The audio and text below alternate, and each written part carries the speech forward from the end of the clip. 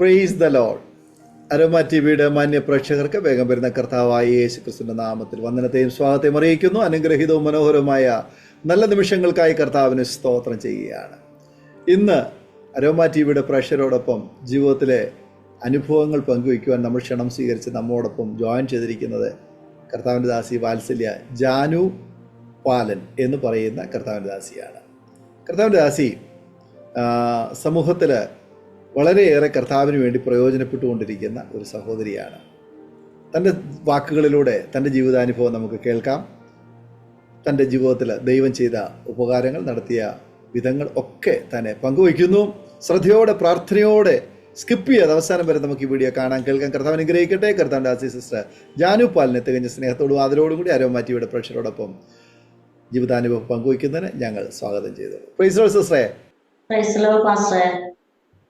Price lord. കർത്താവിൻ്റെ ദാസി aroma ടിവിയുടെ പ്രേക്ഷകരോടൊപ്പം പരിചയപ്പെടുത്തുന്നതിൽ ഞങ്ങൾക്ക് വളരെ സന്തോഷമുണ്ടെന്ന് പരിചയപ്പെടുത്താമോ? എവിടെ നിന്നാണ് ജോയിൻ ചെയ്തിരിക്കുന്നത്? വീട്ടിലാരൊക്കെയുണ്ട്? വയനാട് മാനന്തവാടി എന്ന സ്ഥലത്താണ് ഞാൻ താമസിക്കുന്നത്. ഈ അരോമ ടിവിയില് എനിക്ക് പങ്കെടുക്കുവാനായിട്ട് ദൈവം ഒരു അവസരങ്ങളെ ദൈവം എനിക്ക് ദാനമായി തന്നു. എൻ്റെ കുടുംബ പാരമ്പര്യ ചരിത്രം ഞാൻ പറയുകയാണ്. വയനാട്ടിലെ ഏറ്റവും താണപ്പെട്ട ഒരു വർഗമാണ് പണിയ സമുദായം. പണിയ സമുദായത്തിൽ ഞാൻ ജനിച്ചു വളർന്നു. ഞാൻ ഒരു 3ാം ക്ലാസ് വരെ എനിക്ക് വിദ്യാഭ്യാസം ഉണ്ടായിരുന്നു.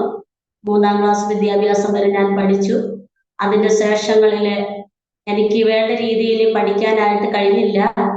എൻ്റെ മാതാപിതാക്കളെ പഠിപ്പിക്കുവാനായിട്ട് അവർക്ക് അങ്ങനെയുള്ള താല്പര്യമില്ലാത്ത ഒരവസ്ഥയായിരുന്നു അവരുടെ ജീവിതകത്ത്. എൻ്റെ അച്ഛനും അമ്മയ്ക്കും 5 മക്കളാണ്. അഞ്ചാമത്തെ ലാസ്റ്റാണ് ഞാൻ, 5ാമത്തെ കുഞ്ഞാണ് ഞാൻ. 2 ആണും 3 പെണ്ണുമാണ് ഞങ്ങളുടെ കുടുംബത്തിലെ അംഗങ്ങള്. ഞാൻ ഏറ്റവും ഇളയ കുഞ്ഞായതുകൊണ്ട് എന്നെ ലാളിച്ച് സ്നേഹിച്ച് എൻ്റെ മാതാപിതാക്കൾ എന്നെ വളർത്തി. അങ്ങനെ കളിച്ചു നടന്ന സ്വഭാവമായിരുന്നു. എന്നാൽ പിന്നീട് എൻ്റെ കുടുംബത്തിനകത്തുള്ള ചില പ്രയാസങ്ങള്, കഷ്ടതകള്, ജോലിയില്ലാത്ത അനുഭവങ്ങള്, എൻ്റെ സഹോദരങ്ങൾക്ക് ജോലിയില്ലാത്ത അനുഭവങ്ങള്. എൻ്റെ 2 സഹോദരന്മാർ രോഗികളായിരുന്നു. എൻ്റെ അപ്പൻ രോഗിയായിരുന്നു. അങ്ങനെ അവർക്ക് ജോലി ചെയ്യുവാനൊന്നും കടന്നു പോകാൻ കഴിയത്തില്ല.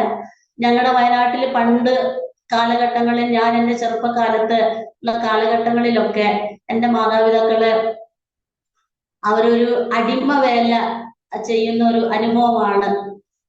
അവര് ബൈബിളിനകത്ത് നമ്മുടെ ദൈവവചനം വായിക്കുന്നത് പോലെ ഇസ്രായേൽ ജനം ഫറവോന്റെ അടിമയിൽ നിന്ന് വേല ചെയ്യുന്നത് പോലെയുള്ളൊരു വേലയായിരുന്നു എൻ്റെ മാതാപിതാക്കളുടെ ജോലി. അവർ പറയുന്നത് നമ്മൾ കേൾക്കണം. പണ്ടുള്ള കാലങ്ങളിൽ വയനാടിന്റെ ദേശത്ത് പണിയ സമുദായം എന്ന് പറഞ്ഞ ഏറ്റവും താണപ്പെട്ട ഒരു വർഗമാണ് പണിയ വർഗം. ഇങ്ങനെയുള്ളവരെ പിടിച്ച് അവർക്കുള്ള വിദ്യാഭ്യാസങ്ങളൊന്നും ഇല്ല. ആ കാലഘട്ടത്ത് അങ്ങനെയുള്ള വിദ്യാഭ്യാസങ്ങളൊന്നും കൊടുക്കത്തില്ല. അവര് അങ്ങനെ അടിമ വേല ചെയ്ത്, ഊഴി വേല ചെയ്ത് 1 സേറ് നെല്ല്, 1/2 സേറ് നെല്ല്, അതിലൊക്കെയാണ് ഞങ്ങളുടെ മാതാപിതാക്കൾ വളർന്നു വന്നത്. അങ്ങനെ കുറെ വർഷങ്ങൾക്ക് ശേഷം പിന്നീട് ഞങ്ങൾക്ക് ജോലി ചെയ്യുവാനായി കുഞ്ഞുങ്ങളൊക്കെ വളരാൻ തുടങ്ങി. അങ്ങനെ എൻ്റെ കൂടെയുള്ള എൻ്റെ നേരെ മൂത്ത ഇതായിരിക്കുന്ന എൻ്റെ സഹോദരൻ, ഞാനും അവനും ഒരുമിച്ച് പഠിക്കുവാനായിട്ടിടയായി തീർന്നു. എന്നെ 3ാം ക്ലാസ് വരെ പഠിപ്പിച്ചു. പിന്നീട് എൻ്റെ അപ്പം പറഞ്ഞു, നീ ഇനി പഠിക്കാൻ പോകണ്ട, ഇനി നീ ജോലിക്ക് പോയാൽ മതി, നമുക്ക് ജീവിക്കാനുള്ള മാർഗമില്ല എന്ന് പറയുവാനായിട്ടിടയായി തീർന്നു. അങ്ങനെ ജോലിക്കൊന്നും വിടത്തില്ല. എൻ്റെ അപ്പൻ അങ്ങനെയാണ് സ്നേഹിച്ചത്. എന്നാലേ കഷ്ടത അവരുടെ കുടുംബത്തിനകത്ത് വന്നപ്പോൾ, നിവൃത്തിയില്ലാത്ത സാഹചര്യങ്ങൾ അവരുടെ ജീവനകത്ത് വന്നപ്പോൾ ഞാനും കൂടി പണി ചെയ്യേണ്ട അവസ്ഥകൾ വരുവാനായിട്ടിടയായി തീർന്നു. അങ്ങനെ വിദ്യാഭ്യാസത്തിന് എനിക്ക് തുടർന്ന് പഠിക്കുവാനായിട്ട് കഴിഞ്ഞില്ല. ഞങ്ങളുടെ നാട്ടിലൊക്കെ ആ സാഹചര്യത്തിനകത്ത് ആ സമയങ്ങളിലൊക്കെ പഠിപ്പിക്കത്തില്ല. പഠിപ്പിക്കാൻ ഒരാൾ ഉയരത്തിലേക്ക് വരുന്നത് മറ്റുള്ളവർക്ക് അത് അങ്ങനെ ഇഷ്ടമില്ലാത്ത ഒരു കാലഘട്ടമായിരുന്നു.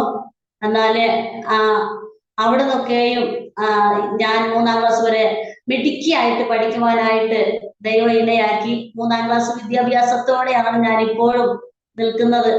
അതെന്റെ ജീവിതത്തിനകത്ത് എനിക്ക് വലിയ അനുഗ്രഹമായി തീർന്നു. അങ്ങനെ അങ്ങനെ വളർന്ന് ഞാനൊരു ഒരു വീട്ടിലെ ജോലിക്കായിട്ട് നിന്ന് അങ്ങനെ 18 വയസ്സ് വരെ 18ാമത്തെ വയസ്സില് അങ്ങനെ പിന്നെ 17-18 വയസ്സൊക്കെ കഴിഞ്ഞാല് നമ്മളെ എവിടെയും പുറത്തൊന്നും ഇറങ്ങാൻ സമ്മതിക്കത്തില്ല. ഞങ്ങളുടെ മാതാപിതാക്കൾ അങ്ങനെയുള്ളൊരു ചട്ടക്കൂട്ടിൽ വളർന്നവരാണ്. അങ്ങനെ ഞങ്ങൾ വിടത്തില്ല. അന്ന് ഞങ്ങൾക്ക് എന്താണ് ജീവിതം എന്നൊന്നും ഞങ്ങൾക്ക് അറിയത്തില്ല. അങ്ങനെയുള്ള കാലമായിരുന്നു ഞങ്ങളുടെ ജീവിത ചരിത്രം. ഞാൻ പറയട്ടെ പാസ്റ്ററെ, ഞങ്ങള് അങ്ങനെയുള്ള സാഹചര്യത്തിൽ ഞങ്ങൾ വളർന്നു. ഒത്തിരി കഷ്ടതയിലൂടെ നഷ്ടത്തിലൂടെ ഞങ്ങൾ കടന്നുപോയി. വിദ്യാഭ്യാസം ഞങ്ങൾക്ക് പൂർത്തീകരിക്കാൻ കഴിഞ്ഞില്ല. അങ്ങനെ എന്റെ വീട്ടിലുള്ള എന്റെ സഹോദരങ്ങളെല്ലാം വിവാഹം കഴിഞ്ഞു. ലാസ്റ്റ് എനിക്ക് വിവാഹത്തിന് ഒരാള് വരുവാനായിട്ടിടയായി തീർന്നു. അങ്ങനെ ഇവർക്ക് ആർക്കും, മാതാപിതാക്കൾക്ക് ആർക്കും ഇഷ്ടമില്ല അദ്ദേഹത്തെ കണ്ടിട്ട്. പക്ഷെ എനിക്ക് അങ്ങ് ഇഷ്ടപ്പെട്ടു. അങ്ങനെ ഞങ്ങള് എന്നെ ഇഷ്ടപ്പെടാത്ത ഞങ്ങൾക്ക് ഇഷ്ടമില്ലാത്ത ഒരാളെ വിവാഹം കഴിക്കാൻ നീ തയ്യാറാകരുത് എന്നൊക്കെ പറഞ്ഞ് എന്നെ ഭീഷണിപ്പെടുത്തുകയും എന്നെ അടിക്കുകയൊക്കെ ചെയ്തു. എന്നാല് ഞാൻ അതിനകത്തൊന്നും വഴങ്ങിയില്ല. ഞാൻ അങ്ങനെ തന്നെ എനിക്ക് അദ്ദേഹത്തെ തന്നെ എനിക്ക് വിവാഹം കഴിച്ചു തരണമെന്ന് അങ്ങനെ പൂർണ്ണമായും സമ്മതിച്ച് ഞങ്ങൾ അങ്ങനെ വിവാഹം കഴിഞ്ഞുള്ള ശേഷങ്ങൾ എന്റെ ജീവിതം വല്ലാത്ത ഒരു പ്രതിസന്ധിയിലായിരുന്നു. അദ്ദേഹം മുഴുവൻ മദ്യപാനിയായിരുന്നു, കഞ്ചാവിന്റെ അടിമയായിരുന്നു. അങ്ങനെ കൂട്ടുകാരായിട്ട് വീട്ടിൽ വരിക, അങ്ങനെ അദ്ദേഹം അധ്വാനിക്കുന്ന കൃഷിയൊക്കെ ചെയ്യുന്ന ഒരാളായിരുന്നു. കൃഷികളെല്ലാം നഷ്ടപ്പെടുത്തും. ഒത്തിരി ആൾക്കാരെ ജീപ്പിനകത്തൊക്കെ വിളിച്ചു കൊണ്ടുവന്ന് ഒരു ജീപ്പ് ആൾക്കാരെല്ലാം കൊണ്ടുവന്ന് അങ്ങനെ കൃഷി സാധനങ്ങളെല്ലാം കയറ്റിക്കൊണ്ടുപോകും. അങ്ങനെ ഓരോ ദിവസങ്ങളിലും കടന്നു പോയ സാഹചര്യം എന്റെ ജീവനകത്തുണ്ടായിരുന്നു. അന്ന് ഞാൻ എന്റെ മാതാപിതാക്കളോട് പറയത്തില്ല എന്റെ വീട്ടിൽ ഇങ്ങനെയാണ് സംഭവിക്കുന്നത്, എന്റെ ജീവിതം ഇങ്ങനെയാണ് സംഭവിക്കുന്നത് എന്നൊന്നും ഞാൻ അവരോട് പറയത്തില്ല. കാരണം എനിക്ക് ഇഷ്ടപ്പെട്ട് ഞാൻ അവരുടെ സമ്മതമില്ലാതെ വിവാഹം കഴിച്ചത് കൊണ്ട് ചെയ്യുന്നതൊന്നും എനിക്ക് പറയാനായിട്ട് കഴിയത്തില്ല. എന്റെ ഭർത്താവിന്റെ വീട്ടിലെ ഏറ്റവും മൂത്തതായിരുന്നു എന്റെ ഭർത്താവ്. 10 മക്കളുള്ള ഒരു കുടുംബമാണ് എന്റെ ഭർത്താവിന്റെ ഭവനം. അങ്ങനെ 10 മക്കളിൽ ആദ്യത്തെ മൂത്ത ആളാണ്, മൂത്ത മോനാണ് എന്നെ വിവാഹം കഴിച്ചത്. അങ്ങനെ ഞാനാണ് മൂത്തത്, ഞാനാണ് ജ്യേഷ്ഠൻ എന്നുള്ള അങ്ങനെയുള്ള ഒരു അവസ്ഥയൊക്കെ, അങ്ങനെയുള്ള ഒരു എന്ത് പറയാനാ, ഞാൻ അങ്ങനെയുള്ള ഒരാളാണ് എന്നൊക്കെ ചിന്തിക്കുന്ന ഒരു അനുഭവം അദ്ദേഹത്തിന് ജീവനകത്ത് കടന്നു വരുവാനായിട്ട് ഇടയായി തീർന്നു. അങ്ങനെ വീട്ടില് അങ്ങനെ അദ്ദേഹം അങ്ങനെ താമസിക്കത്തില്ല. ഒരാഴ്ച അല്ലെങ്കിൽ 2 ആഴ്ച അങ്ങനെയൊക്കെ കഴിഞ്ഞിട്ടാണ് വീട്ടിലേക്ക് വരുന്നത്.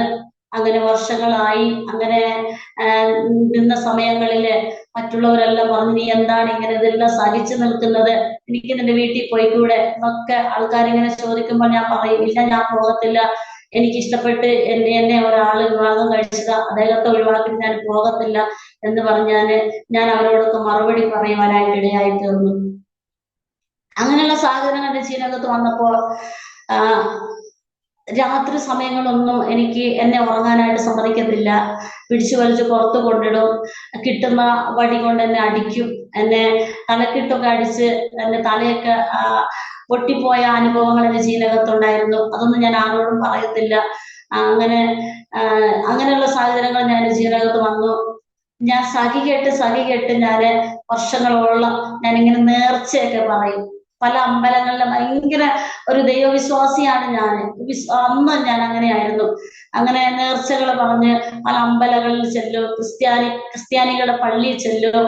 അങ്ങനെ കർണാടകയിൽ വരെ ഞാൻ അങ്ങനെ ചെന്ന് പള്ളിയിലൊക്കെ അവരുടെ ഭാഷ അറിഞ്ഞില്ലെങ്കിലും എന്റെ ഭാഷയിൽ ഞാൻ അവിടെ ചെന്ന് പ്രാർത്ഥിക്കുകയും കുരിശു വരയ്ക്കുകയും അവരോട് ചേർന്ന് എന്റെ അവസ്ഥകളെ പറയുകയൊക്കെ ചെയ്യുന്നവരായിരുന്നു. എവിടെയെങ്കിലും രക്ഷ വേണമല്ലോ, അങ്ങനെയുള്ള ഒരു ചിന്തയാണ് എന്റെ ജീവിതത്തിൽ. അങ്ങനെ എന്റെ അപ്പൻ 18 വർഷവും ശബരിമലയ്ക്ക് പോയൊരു കുരുസ്വാമിയാണ്. അങ്ങനെ ഇങ്ങനെ ക്രിസ്ത്യാനികളുടെ അടുത്ത് പോകുന്നതോ അങ്ങനെ നേർച്ച കൊടുക്കുന്നതൊന്നും എന്റെ അപ്പന് ഇഷ്ടമില്ല. അങ്ങനെ ഒരു കാലമായിരുന്നു എന്റെ അപ്പച്ചന്റെ ജീവിതത്തിനകത്ത്. അങ്ങനെ ആരെയും അങ്ങനെ കയറ്റത്തില്ല, വീടുകളിലൊന്നും അങ്ങനെ കയറ്റത്തില്ല. ആരെയും ഒരു ആരുടെ മുന്നിലും തല കുനിച്ചു കൊടുക്കാത്ത ഒരാളായിരുന്നു. അങ്ങനെയുള്ള ഒരു അപ്പന്റെ മോളായിരുന്നു ഞാന്. എന്നാല് അവിടെ ഒന്നും എനിക്ക് രക്ഷയില്ല.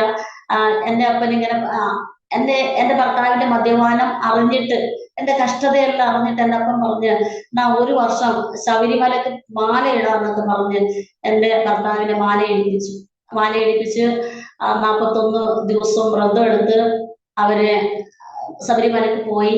അതുവരെ എനിക്ക് ഭയങ്കര സന്തോഷമായിരുന്നു.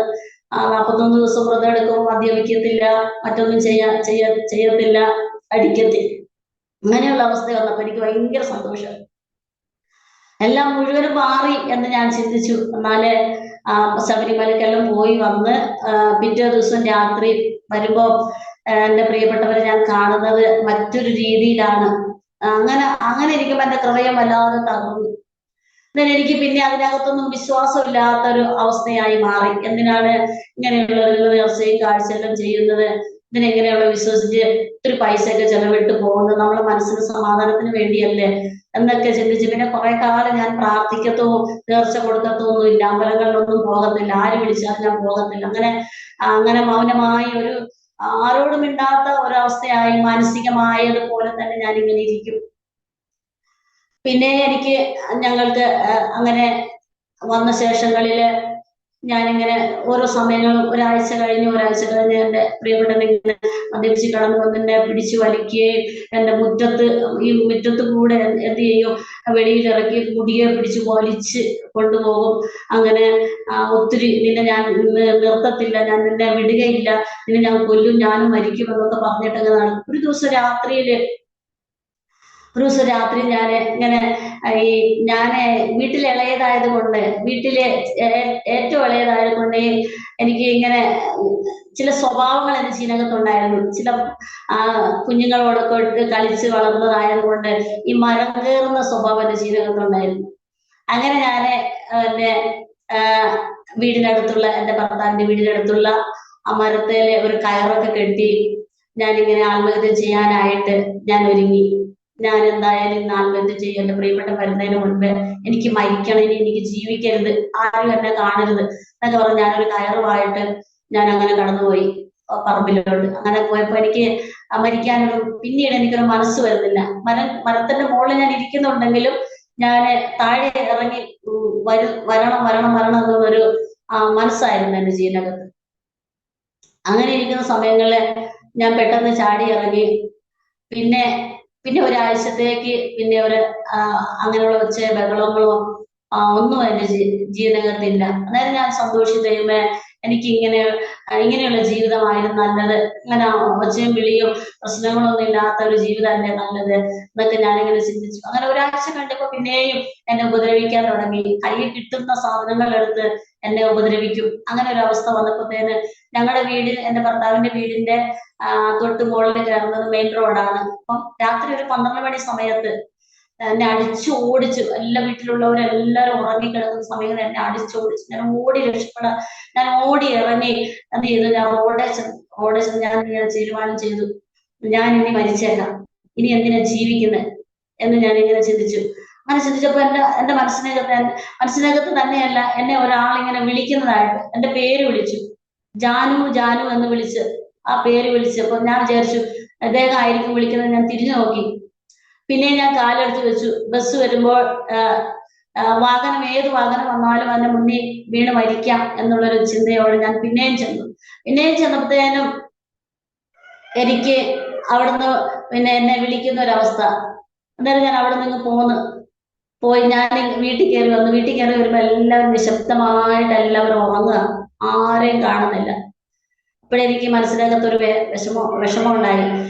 ഞാൻ മരിക്കാൻ പോയി 2 പ്രാവശ്യം ഞാൻ മരിക്കാൻ പോയിട്ട് എന്താ മരിക്കാൻ സമ്മതിക്കാത്ത? അങ്ങനെ മരിക്കാൻ സമ്മതിക്കാത്ത ആള് എന്റെ കൂടെ ഉണ്ടെങ്കിൽ എനിക്ക് വേണ്ടി അതൊന്ന് വെളിപ്പെടണമെന്ന് ഞാൻ എന്റെ മനസ്സ് കൊടുക്കുന്നു. അന്ന് ഞങ്ങൾക്ക് പ്രാർത്ഥിക്കാനോ അങ്ങനെ ദൈവം ഉണ്ടെന്നോ എന്ന് ഞങ്ങൾക്ക് അറിയത്തില്ല. ഞങ്ങളുടെ പണിയ സമുദായത്തിൽ എന്ന് പറഞ്ഞാല് കല്ലിനെയും മരത്തെയും മറ്റുള്ള എന്തെല്ലാം രൂപമാണോ അവർക്ക് ലഭിക്കുന്നത് അതൊക്കെ ആരാധിച്ചു വരുന്ന ഒരു സമുദായമാണ് ഞങ്ങളുടെ സമുദായം. അങ്ങനെ ആയിരിക്കുന്ന സമയത്ത് അങ്ങനെ പ്രാർത്ഥിക്കാനോ അങ്ങനെ ദൈവം ഉണ്ടെന്ന് പോലും ഞങ്ങൾക്ക് അറിയത്തില്ല. ഞങ്ങൾ ഞങ്ങൾ ഞങ്ങൾ ഞങ്ങൾ വിചാരിക്കുന്നത് ഈ കല്ലും മരങ്ങളും ഇതൊക്കെയല്ലേ ദൈവങ്ങള്, ഇതിനെല്ലാം ഒരു തറയൊക്കെ ഉണ്ടാക്കി അതിന്റെ മുകളിലേക്ക് ഇരുത്തി വെച്ചാണ് ഇതിന് നേർച്ചയും കാഴ്ചകളും ഒക്കെ ഞങ്ങളുടെ ആൾക്കാർ കൊടുക്കുന്നത്. ഞങ്ങളുടെ അപ്പന്മാര്, ഞങ്ങളുടെ പണ്ടുള്ളതായിരിക്കുന്ന അപ്പൂപ്പന്മാര് ഒക്കെ അവരൊക്കെയാണ് അങ്ങനെ ചെയ്യുന്നത്. അങ്ങനെ ചെയ്തു വളർന്നത് കൊണ്ട് ഞങ്ങൾക്ക് അങ്ങനെ ഒരു ദൈവം ഉണ്ടെന്നും ഞങ്ങൾക്ക് അറിയത്തില്ല. അങ്ങനെ ഞാനിങ്ങനെ എന്റെ മനസ്സുകൊണ്ട് ഞാൻ പറഞ്ഞു, എന്നെ മരിക്കാനായിട്ട് സമ്മതിക്കാത്ത ആരാണ് എന്റെ ജീവിതത്തിനകത്ത് എന്നെ മരിക്കാൻ സമ്മതിക്കാത്തത്? ഞാൻ കഴിഞ്ഞ ആഴ്ചയും മരിക്കാനായിട്ട് പോയതല്ലേ, ഈ ആഴ്ചയും മരിക്കാനായിട്ട് പോയതല്ലേ, അപ്പൊ എന്തുകൊണ്ട് എന്നെ മരിക്കാൻ സമ്മതിക്കുന്നത്? അങ്ങനെ മരിക്കാൻ സമ്മതിക്കാത്ത ആള് ആരാണെങ്കിലും എന്റെ ജീവിതത്തിനകത്ത് അത് എനിക്ക് എന്റെ മുൻപിൽ അത് എനിക്ക് കാണണമെന്ന് ഞാൻ തന്നെ പറഞ്ഞു. എന്നെ പ്രാർത്ഥിക്കാനൊന്നും അറിയത്തില്ലല്ലോ, അങ്ങനെ ഒരു ദൈവം ഉണ്ടെന്നൊന്നും അറിയത്തില്ലല്ലോ. അങ്ങനെ ഞാനിരുന്ന് കഴിഞ്ഞപ്പോൾ ഒരു ഈ ഓഗസ്റ്റ് മാസത്തിലാണ് ഞാൻ അങ്ങനെ എനിക്ക് അനുഭവം ഉണ്ടായത്. അങ്ങനെ ഞാനിങ്ങനെ പ്രാർത്ഥിച്ചപ്പോഴേ ഓഗസ്റ്റ് മാസങ്ങളിലെ ഒരു ദേവദാസനും ഒരു കുഞ്ഞും ഞങ്ങളുടെ വീട്ടിലോട്ട് വരിക. ഞങ്ങളുടെ വീട്ടിലോട്ട് വന്നിട്ട് എന്നോട് പറഞ്ഞു, ഞാൻ മാത്രമേ ഉള്ളൂ വീട്ടില്. അപ്പൊ ഞാൻ മാത്രമേ ഉള്ളൂ, എന്റെ ഹസ്ബൻഡ് ജോലി സ്ഥലത്തായിരുന്നു, ഞാൻ മാത്രമേ ഉള്ളൂ. ഞാനിങ്ങനെ നിന്ന് അപ്പൊ എന്നോട് ചോദിച്ചു ജാനു അല്ലേ പേര്? അപ്പൊ ആരോ ഇവിടുന്ന് പറഞ്ഞു കൊടുത്തതാ എന്ന് എനിക്ക് തോന്നി. അപ്പൊ അതെ ഞാൻ പറഞ്ഞു. അപ്പൊ 3 ആഴ്ചയോളം ആത്മഹത്യ ചെയ്യുവാനായിട്ട് ഓടി നടക്കുന്ന സഹോദരി അല്ലേ, യേശു നിന്നെ സ്നേഹിക്കുന്നു എന്നുള്ള ശബ്ദം അദ്ദേഹത്തിന്റെ നാവിൽ നിന്ന് കേൾക്കാനായിട്ടിടയായി തീർന്നു. അങ്ങനെയാണ് ഞാൻ രക്ഷിക്കപ്പെടുവാനുള്ള ഒരു വഴി. അങ്ങനെ അന്നേരം ഞാനിങ്ങനെ എന്റെ ഭർത്താവ് ആ സമയത്ത് പിന്നെ പാടത്ത് നിന്ന് പണിയൊക്കെ തീർത്ത് കടന്നു വരുന്ന ഒരു അനുഭവമായിരുന്നു. അപ്പൊ അദ്ദേഹം മുറ്റത്ത് നിന്നപ്പോ പാസും കുഞ്ഞും, അന്ന് ഞങ്ങൾക്ക് ഇരിക്കാൻ ഷെയർ പോകലും ഒരു കസാല പോലും ഞങ്ങളുടെ വീട്ടിലില്ല. ഞങ്ങളുടേതായ അവസ്ഥകൾ അങ്ങനെ ആയിരുന്നു. ഇന്നാണെങ്കിൽ ഇരിക്കാനൊരു കസാല, ഒന്ന് തലച്ചായ്ക്കാൻ നല്ലൊരു വീട് ഒക്കെ ഞങ്ങൾക്ക് ഉണ്ട്. അന്നത്തെ കാലങ്ങളിലൊന്നും അതൊന്നും ഇല്ല. അങ്ങനെ ഞങ്ങള് ആ പാസ്റ്റർ ഒന്ന് ഇരുത്താനൊക്കെ അതുവരെ മുറ്റത്ത് നിന്ന് പൊരിയുന്ന മഴയത്ത് വളരെ ആത്മാർത്ഥതയോടെ വളരെ സ്നേഹത്തോടെ അവർ ഞങ്ങളോട് സംസാരിക്കുവാനായിട്ട് ഇടയായിരുന്നു. ഞങ്ങൾ രണ്ടുപേരും ഇത് കേട്ട് ഞങ്ങൾ രണ്ടുപേരും അന്ന് രാത്രി ഞങ്ങൾ തീരുമാനമെടുത്തു, അങ്ങനെ ജീവിക്കുന്ന ദൈവം ഉണ്ടെങ്കിൽ, അങ്ങനെ ഏത് ദൈവമാണ് നമ്മളെ രക്ഷിക്കാറുണ്ട്, നമുക്കൊന്ന് ചെന്ന് നോക്കാന്ന് പറഞ്ഞ് ഞങ്ങൾ രണ്ടുപേരും ഒരു ഞായറാഴ്ച ഒരു കൂട്ടായ്മയിലായിട്ട് കടന്നു പോകാനായിട്ട് ഇടയായി തീർന്നു. അതാണ് ഞങ്ങളുടെ രക്ഷയുടെ അനുഭവത്തിലേക്ക് വന്ന ഒരു വഴി. അങ്ങനെ ഞങ്ങള് 1 ആഴ്ച പോയി, 2 ആഴ്ച പോയി, എന്നിട്ട് ഞങ്ങൾക്ക് വേണ്ട രീതിയിൽ അതെന്താണ് എങ്ങനെയാണ് എന്നൊന്ന് മനസ്സിലാക്കുവാനായിട്ട് ഞങ്ങൾക്ക് കഴിഞ്ഞില്ല. കാരണം എനിക്ക് 3-ാം ക്ലാസ് വിദ്യാഭ്യാസം ഉണ്ട്, എന്റെ അച്ചായന് 3-ാം ക്ലാസ് ഇല്ല, ഒറ്റ ക്ലാസ് പോലും പഠിപ്പിച്ചിട്ടില്ല. അങ്ങനെയുള്ള കാലഘട്ടത്തിൽ വളർന്നതാണ്. അങ്ങനെ എന്താണ് നല്ലത് എന്താണ് തീയത് എന്ന് ഞങ്ങൾക്ക് തിരിച്ചറിയാൻ കഴിയുന്നില്ല. അങ്ങനെ ഇരുന്ന് കുറെ കാലങ്ങളിൽ അങ്ങനെ ഞങ്ങള് പോവുകയും വരികയും അങ്ങനെയൊക്കെ ചെയ്തു കഴിഞ്ഞിട്ടും എന്റെ പ്രിയപ്പെട്ടവൻ ഒരു മാനസാന്തരമില്ല, ഒരു മാറ്റം ഇല്ലല്ലോ. മദ്യപാനം നിർത്തുന്നില്ല, പുകവലി നിർത്തുന്നില്ല, കഞ്ചാവ് നിർത്തുന്നില്ല. ഇതിങ്ങനെ തുടർമാനമായിട്ട് തുടർന്നുകൊണ്ടേയിരുന്നു. ഞാൻ എന്റെ ദൈവത്തോട് പറഞ്ഞു, ഞാൻ മരിക്കാനായിട്ട് പോയപ്പോ എന്നെ രക്ഷിച്ചത് ഈ യേശു കർത്താവാണെങ്കിൽ എന്റെ ഭർത്താവിന്റെ മദ്യപാനം മാറ്റണം. അങ്ങനെ ഞാൻ അങ്ങനെ യേശുവോട് യേശു എന്ന് പറയാൻ മാത്രമേ എനിക്ക് അറിയത്തുള്ളൂ. അങ്ങനെ പറയുവാനായിട്ട് ഇടയായിട്ടുള്ളൂ. അങ്ങനെ ഞങ്ങള് പൂർണ്ണമായിട്ടും ഞങ്ങള് രണ്ടുപേരും രക്ഷയുടെ അനുഭവത്തിലേക്ക് ഞങ്ങൾ കടന്നു വന്നു. രക്ഷയുടെ അനുഭവത്തിലേക്ക് ഞങ്ങൾ കടന്നു വന്നതിന് ശേഷം ഒത്തിരി പ്രതികൂലങ്ങൾ ഞങ്ങളുടെ ജീവിതത്തിനകത്തുണ്ടായി. അന്ന് ഞങ്ങൾക്ക് മക്കളില്ലല്ലോ എന്നുള്ള ഒരു സങ്കടം ഞങ്ങൾക്കില്ലായിരുന്നു. പിന്നീട് ജനങ്ങൾ ഞങ്ങളെ പ്രതികരിക്കാൻ തുടങ്ങി, ഞങ്ങളെ ആക്ഷേപിക്കാൻ തുടങ്ങി, ഞങ്ങളെ ഒറ്റപ്പെടുത്താൻ തുടങ്ങി, ഞങ്ങളുടെ വീട്ടിൽ നിന്ന് ഇറക്കി വിടാൻ തുടങ്ങി. എന്റെ അപ്പനാണെങ്കിൽ എന്റെ വീട്ടിൽ നിന്ന് നീ എന്റെ വീട്ടിൽ കയറരുത് എന്നൊക്കെ പറഞ്ഞ് ഇഷ്ടിക കൊണ്ടൊക്കെ എന്റെ തലക്ക് അടിച്ചിട്ടുണ്ട്. അങ്ങനെയുള്ള അപ്പനായിരുന്നു എൻ്റെ അപ്പൻ. അങ്ങനെ അവർക്ക് അങ്ങനെ ഒരു സമൂഹത്തിൽ വളരുന്നത് കൊണ്ട് അവർക്ക് അങ്ങനെ അംഗീകരിക്കാനായിട്ട് കഴിയത്തില്ല. അങ്ങനെ ഇരിക്കുന്ന സാഹചര്യത്തിലായിരുന്നു ഞങ്ങള് രക്ഷിക്കപ്പെട്ട് പിന്നെ സ്ഥാനപ്പെടാനായിട്ട് ഞങ്ങൾ തീരുമാനം ചെയ്തു. രണ്ടുപേരും സ്ഥാനപ്പെട്ടു. അങ്ങനെ ഞങ്ങൾ ഒരു കൂട്ടായ്മയിൽ ഞങ്ങള് വളർന്നു. അവിടെ ഞങ്ങള് എന്താണ് യേശു കർത്താവ്, എന്താണ്, ആരാണ് രക്ഷകൻ, ആരാണ് മാനവജാതിയുടെ രക്ഷകൻ എന്നൊക്കെ ഞങ്ങൾക്ക് അറിയുവാനായിട്ട് ഇടയായി തീർന്നു. ഒത്തിരി പ്രതികൂലം പിന്നീട് ഞങ്ങൾക്ക് അത് കഴിഞ്ഞതിന് ശേഷം ഒത്തിരി പ്രതികൂലങ്ങൾ ഞങ്ങൾക്ക് ഉണ്ടായി. നിങ്ങൾക്ക് മക്കളില്ലല്ലോ, നേർച്ചയും കാഴ്ചയൊക്കെ കൊടുത്താൽ നിങ്ങൾക്ക് മക്കളുണ്ടായേനെ, നിങ്ങൾ നമ്മുടെ സമുദായത്തിൽ നിന്ന് മതം മാറിയത് കൊണ്ടല്ലേ, മതം മാറി നിങ്ങൾ വേറെ രീതിയിലേക്ക് നിങ്ങൾ ചെന്നത് കൊണ്ടല്ലേ നിങ്ങൾക്ക് മക്കളില്ലാത്തത്, ഇതുവരെ നിങ്ങൾ തലമുറയില്ലാത്തത് എന്നൊക്കെ പറഞ്ഞ് എന്നെ ഭാരപ്പെടുത്തുമായിരുന്നു. പല സമയത്തും ഞാൻ ഭാരപ്പെടുന്ന സമയങ്ങളുണ്ട്. ചില സമയങ്ങൾ ഞാൻ പുറത്തിറങ്ങത്തില്ല. പുറത്തിറങ്ങിയാൽ ആൾക്കാർ ഞങ്ങളെ കൂട്ടം കൂടി ഇങ്ങനെ നിന്ദിക്കും, ഇങ്ങനെ പരിഹസിക്കും. നീ ബന്ധുക്കൂസുകാരിയായിട്ട്, നീ പ്രാർത്ഥിക്കാൻ പോകുന്നവളായിട്ട് എന്തുകൊണ്ടാണ് എനിക്ക് മക്കളില്ലാത്ത എന്നൊക്കെ ഇവര് ഇങ്ങനെ ഞങ്ങൾ ആക്ഷേപിക്കുമായിരുന്നു. അതൊന്നും ഞങ്ങൾക്കൊരു വിഷയമല്ല. എനിക്ക് മക്കളെക്കാൾ എന്റെ ഭർത്താവിന്റെ മദ്യപാനം മാറണമെന്നുള്ളൊരു ആഗ്രഹകാരിയായിരുന്നു ഞാൻ. അങ്ങനെ ഞാന് പ്രാർത്ഥിച്ച് അങ്ങനെ പറ്റുന്നത് പോലെ, അറിയുന്നത് പോലെ ഞങ്ങൾ പ്രാർത്ഥിക്കാൻ തുടങ്ങി. ഞങ്ങൾ അറിയുന്നത് പോലെ പ്രാർത്ഥിച്ച് അങ്ങനെ ഞങ്ങളെ കൂട്ടായ്മയിൽ ഞങ്ങൾ വളരാൻ തുടങ്ങി. വളർന്നവരെ ഞങ്ങൾക്ക് പ്രതികൂലങ്ങൾ ഞങ്ങൾ ആഞ്ഞടിച്ചു കൊണ്ടിരുന്നു. അത്ഭുതം എന്ന് പറയട്ടെ, ഞാന് രക്ഷയുടെ അനുഭവത്തിലേക്ക് കടന്നു വന്ന് 1999 ഞാൻ കർത്താവിനെ രക്ഷിതാവും പിതാവും എന്ന് ഞാൻ എന്റെ ഹൃദയത്തിലേക്ക് സ്വീകരിച്ചത്. അന്ന് മുതൽ ഇന്ന് വരെയും നിൽക്കുവാനായിട്ട് ദൈവം എനിക്ക് കൃപ തന്നു. പല സാഹചര്യങ്ങൾ എന്റെ ജീവിതത്ത് വന്നു, പല പ്രതികൂലങ്ങൾ എന്നെ വന്നു, എനിക്ക് ജീവിതം ആഞ്ഞടിച്ചു. എന്റെ സമുദായം എന്നെ കൊള്ളത്തില്ല, ഞങ്ങളുടെ മതത്തിൽ നിന്ന് മാറിപ്പോയി, മതം മാറുന്നവളാണ്, ഇപ്പോൾ മതം മാറ്റുന്നവളാണ്, ഇവളുടെ സംസാരങ്ങൾ കേൾക്കരുത്, ഇവളെ വീട്ടിൽ കേട്ടരുത് എന്നൊക്കെ പറഞ്ഞ ആക്ഷേപങ്ങൾ ഞങ്ങളുടെ ജീവിതത്തിലുണ്ടായിരുന്നു. അതൊക്കെ ഞങ്ങൾ കർത്താവിന് വേണ്ടി നിൽക്കുവാൻ ദൈവം എന്നെ ഇടയാക്കി. അങ്ങനെയുള്ള സാഹചര്യത്തിനകത്ത് ഒത്തിരി പേര് ഞങ്ങൾ പ്രാർത്ഥിച്ച് കൂട്ടായ്മയിൽ കടന്നുപോയ ശേഷങ്ങൾ ഞങ്ങൾക്ക് അവിടുന്ന് പ്രതികൂലങ്ങൾ ഉണ്ടായി. പ്രതികൂലങ്ങൾ ഞങ്ങളെ അങ്ങനെ ആഞ്ഞടിച്ചുകൊണ്ടിരുന്നു. അന്നേരം എൻ്റെ അച്ഛൻ ഇങ്ങനെ പറയും, നമ്മൾ ജീവനുള്ള ദൈവത്തെ അല്ലേ ആരാധിക്കുന്നത്, ജീവനുള്ള ദൈവത്തെ ആരാധിക്കുമ്പോൾ എന്തുകൊണ്ടാണ് ഈ പ്രശ്നം വരുന്നത് എന്നൊക്കെ എന്നോട് ചോദിക്കുമായിരുന്നു. ഞാൻ പറഞ്ഞ്, പ്രതികൂലം വരുമ്പോഴേ നമുക്കൊരു അനുഗ്രഹം ഉണ്ടാകത്തുള്ളൂ. അതുകൊണ്ട് നമുക്കെല്ലാം സഹിച്ചു നിൽക്കാം. ചിലപ്പോൾ ദൈവം അവസാനത്തെ എന്ത് ചെയ്യും, നമുക്ക് വേണ്ടി ചില നല്ലത് നമുക്ക് വേണ്ടി ഒരുക്കുമെന്ന് പറയുവാനായിട്ട് ഇടയായി തീർന്നു. പല സമയങ്ങളിലും എന്റെ പ്രിയപ്പെട്ടവനോട് സുവിശേഷം പറഞ്ഞ് ഞാൻ അദ്ദേഹത്തെ മാനസാന്തരത്തിലേക്ക് കൊണ്ടുവരുന്ന ഒരു അനുഭവമായിരുന്നു എന്റെ ജീവിതത്ത്. അതിനുള്ള ജ്ഞാനവും പക്വതയും അതിനുള്ള ദൈവകൃപയൊക്കെ ദൈവം തന്ന് എന്നെ വളർത്താൻ തുടങ്ങി. അങ്ങനെ ആയിക്കഴിഞ്ഞപ്പോ എനിക്ക് പൂർണ്ണ സ്വാതന്ത്ര്യത്തോടെ എനിക്ക് ദൈവത്തെ ആരാധിക്കണം, 1-2 വാക്ക് ദൈവത്തെ കുറിച്ച് പറയണം എന്നെ മനസ്സിനകത്ത് വളരെ ആഗ്രഹിക്കുന്ന ഒരു രീതി എന്റെ ജീവിതത്തിലേക്ക് വരുവാനായിട്ട്. അപ്പോൾ എനിക്ക് മനസ്സിൽ ദൈവം എന്നെ അത്രമാത്രമായിട്ട് സ്നേഹിക്കുന്നു. ഞാൻ മരിക്കുവാൻ പോയപ്പോൾ എന്നെ രക്ഷിച്ചു. പല പ്രശ്നങ്ങളും പ്രതികൂലങ്ങളും എന്റെ ജീവിതത്ത് വന്നപ്പോൾ ദൈവം എന്നെ രക്ഷിച്ചു. അത് ദൈവം എന്നെ സ്നേഹിക്കുന്നത് കൊണ്ടാ എന്നെനിക്ക് മനസ്സിലാക്കുവാനായിട്ട് ഇടയായി തീർന്നു. ഹല്ലേലൂയ. ഞാൻ പറയട്ടെ, ദേവദാസനെ അന്ധകാരത്തിൽ കിടന്ന എന്നെ അത്ഭുത പ്രകാശത്തിലേക്ക് വിളിച്ചവന്റെ സൽഗുണങ്ങളെ ഘോഷിപ്പാൻ തക്കവണ്ണം ദൈവം എന്നെ രാജകീയ പുരോഹിത വർഗമാക്കി, സ്വന്തം ജനമാക്കി, വിശുദ്ധ വംശമാക്കി ദൈവം എന്നെ തീർത്തു. പിന്നീട് ഞാൻ ദൈവവചനം വായിക്കാൻ തുടങ്ങി.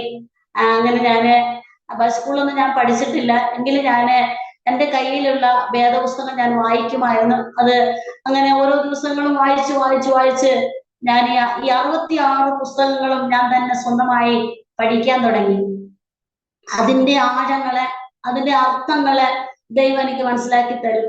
ഓരോ സമയങ്ങളിൽ ഞാൻ വീണു പോകുമ്പോൾ, എനിക്ക് എന്റെ ജീവിതത്തിനകത്ത് ക്ഷീണം വരുമ്പോൾ ദൈവം എന്നെ തട്ടി ഉണർത്തുന്ന ഒരു അനുഭവമായിരുന്നു എന്റെ ജീവിതത്തിൽ. അങ്ങനെ ഇരിക്കുന്ന സാഹചര്യത്തിനകത്ത് ഞാൻ ഇച്ചിരി പുറകോട്ട് മാറാനായിട്ട് തുടങ്ങി. അങ്ങനെ എല്ലാവരും ആക്ഷേപിക്കുമ്പോൾ, എല്ലാവരും നിന്ദിക്കപ്പെടുത്തുമ്പോൾ, എല്ലാവരും ഒറ്റപ്പെടുത്തുമ്പോൾ എന്റെ മനസ്സിനകത്ത് ഇല്ലാത്ത പ്രയാസം ഉണ്ടായി. ഞാൻ തന്നെ പറഞ്ഞു, ആ ജനങ്ങളെല്ലാം, മനുഷ്യരെല്ലാം പറയുന്നത് ശരിയല്ലേ, ജീവനുള്ള ദൈവത്തെ ഞാൻ ആരാധിച്ചിട്ടും എന്തുകൊണ്ട് എനിക്ക് തലമുറയെ തരുന്നില്ല എന്ന് എനിക്കൊരു ചിന്ത എന്റെ ജീവനകത്തേക്ക് വന്നു.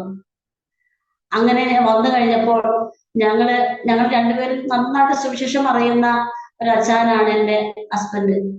അങ്ങനെ സുവിശേഷം പറയാനായിട്ട് ഞങ്ങൾ രണ്ടുപേരും കോളനിക്കകത്തൊക്കെ ചെല്ലും. ആരൊക്കെ ഞങ്ങൾ ആക്ഷേപിച്ചാൽ ഞങ്ങൾ അവരോട് കർത്താവിനെ കുറിച്ച് പറയും. ഈ ഈ യേശു മാത്രമാണ് രക്ഷകൻ, ഇവനിലല്ലാതെ രക്ഷ മറ്റൊരുത്തനുമില്ല എന്നൊക്കെ പറഞ്ഞ് ഞങ്ങള് അവരെ പരിചയപ്പെടുത്തുമായിരുന്നു.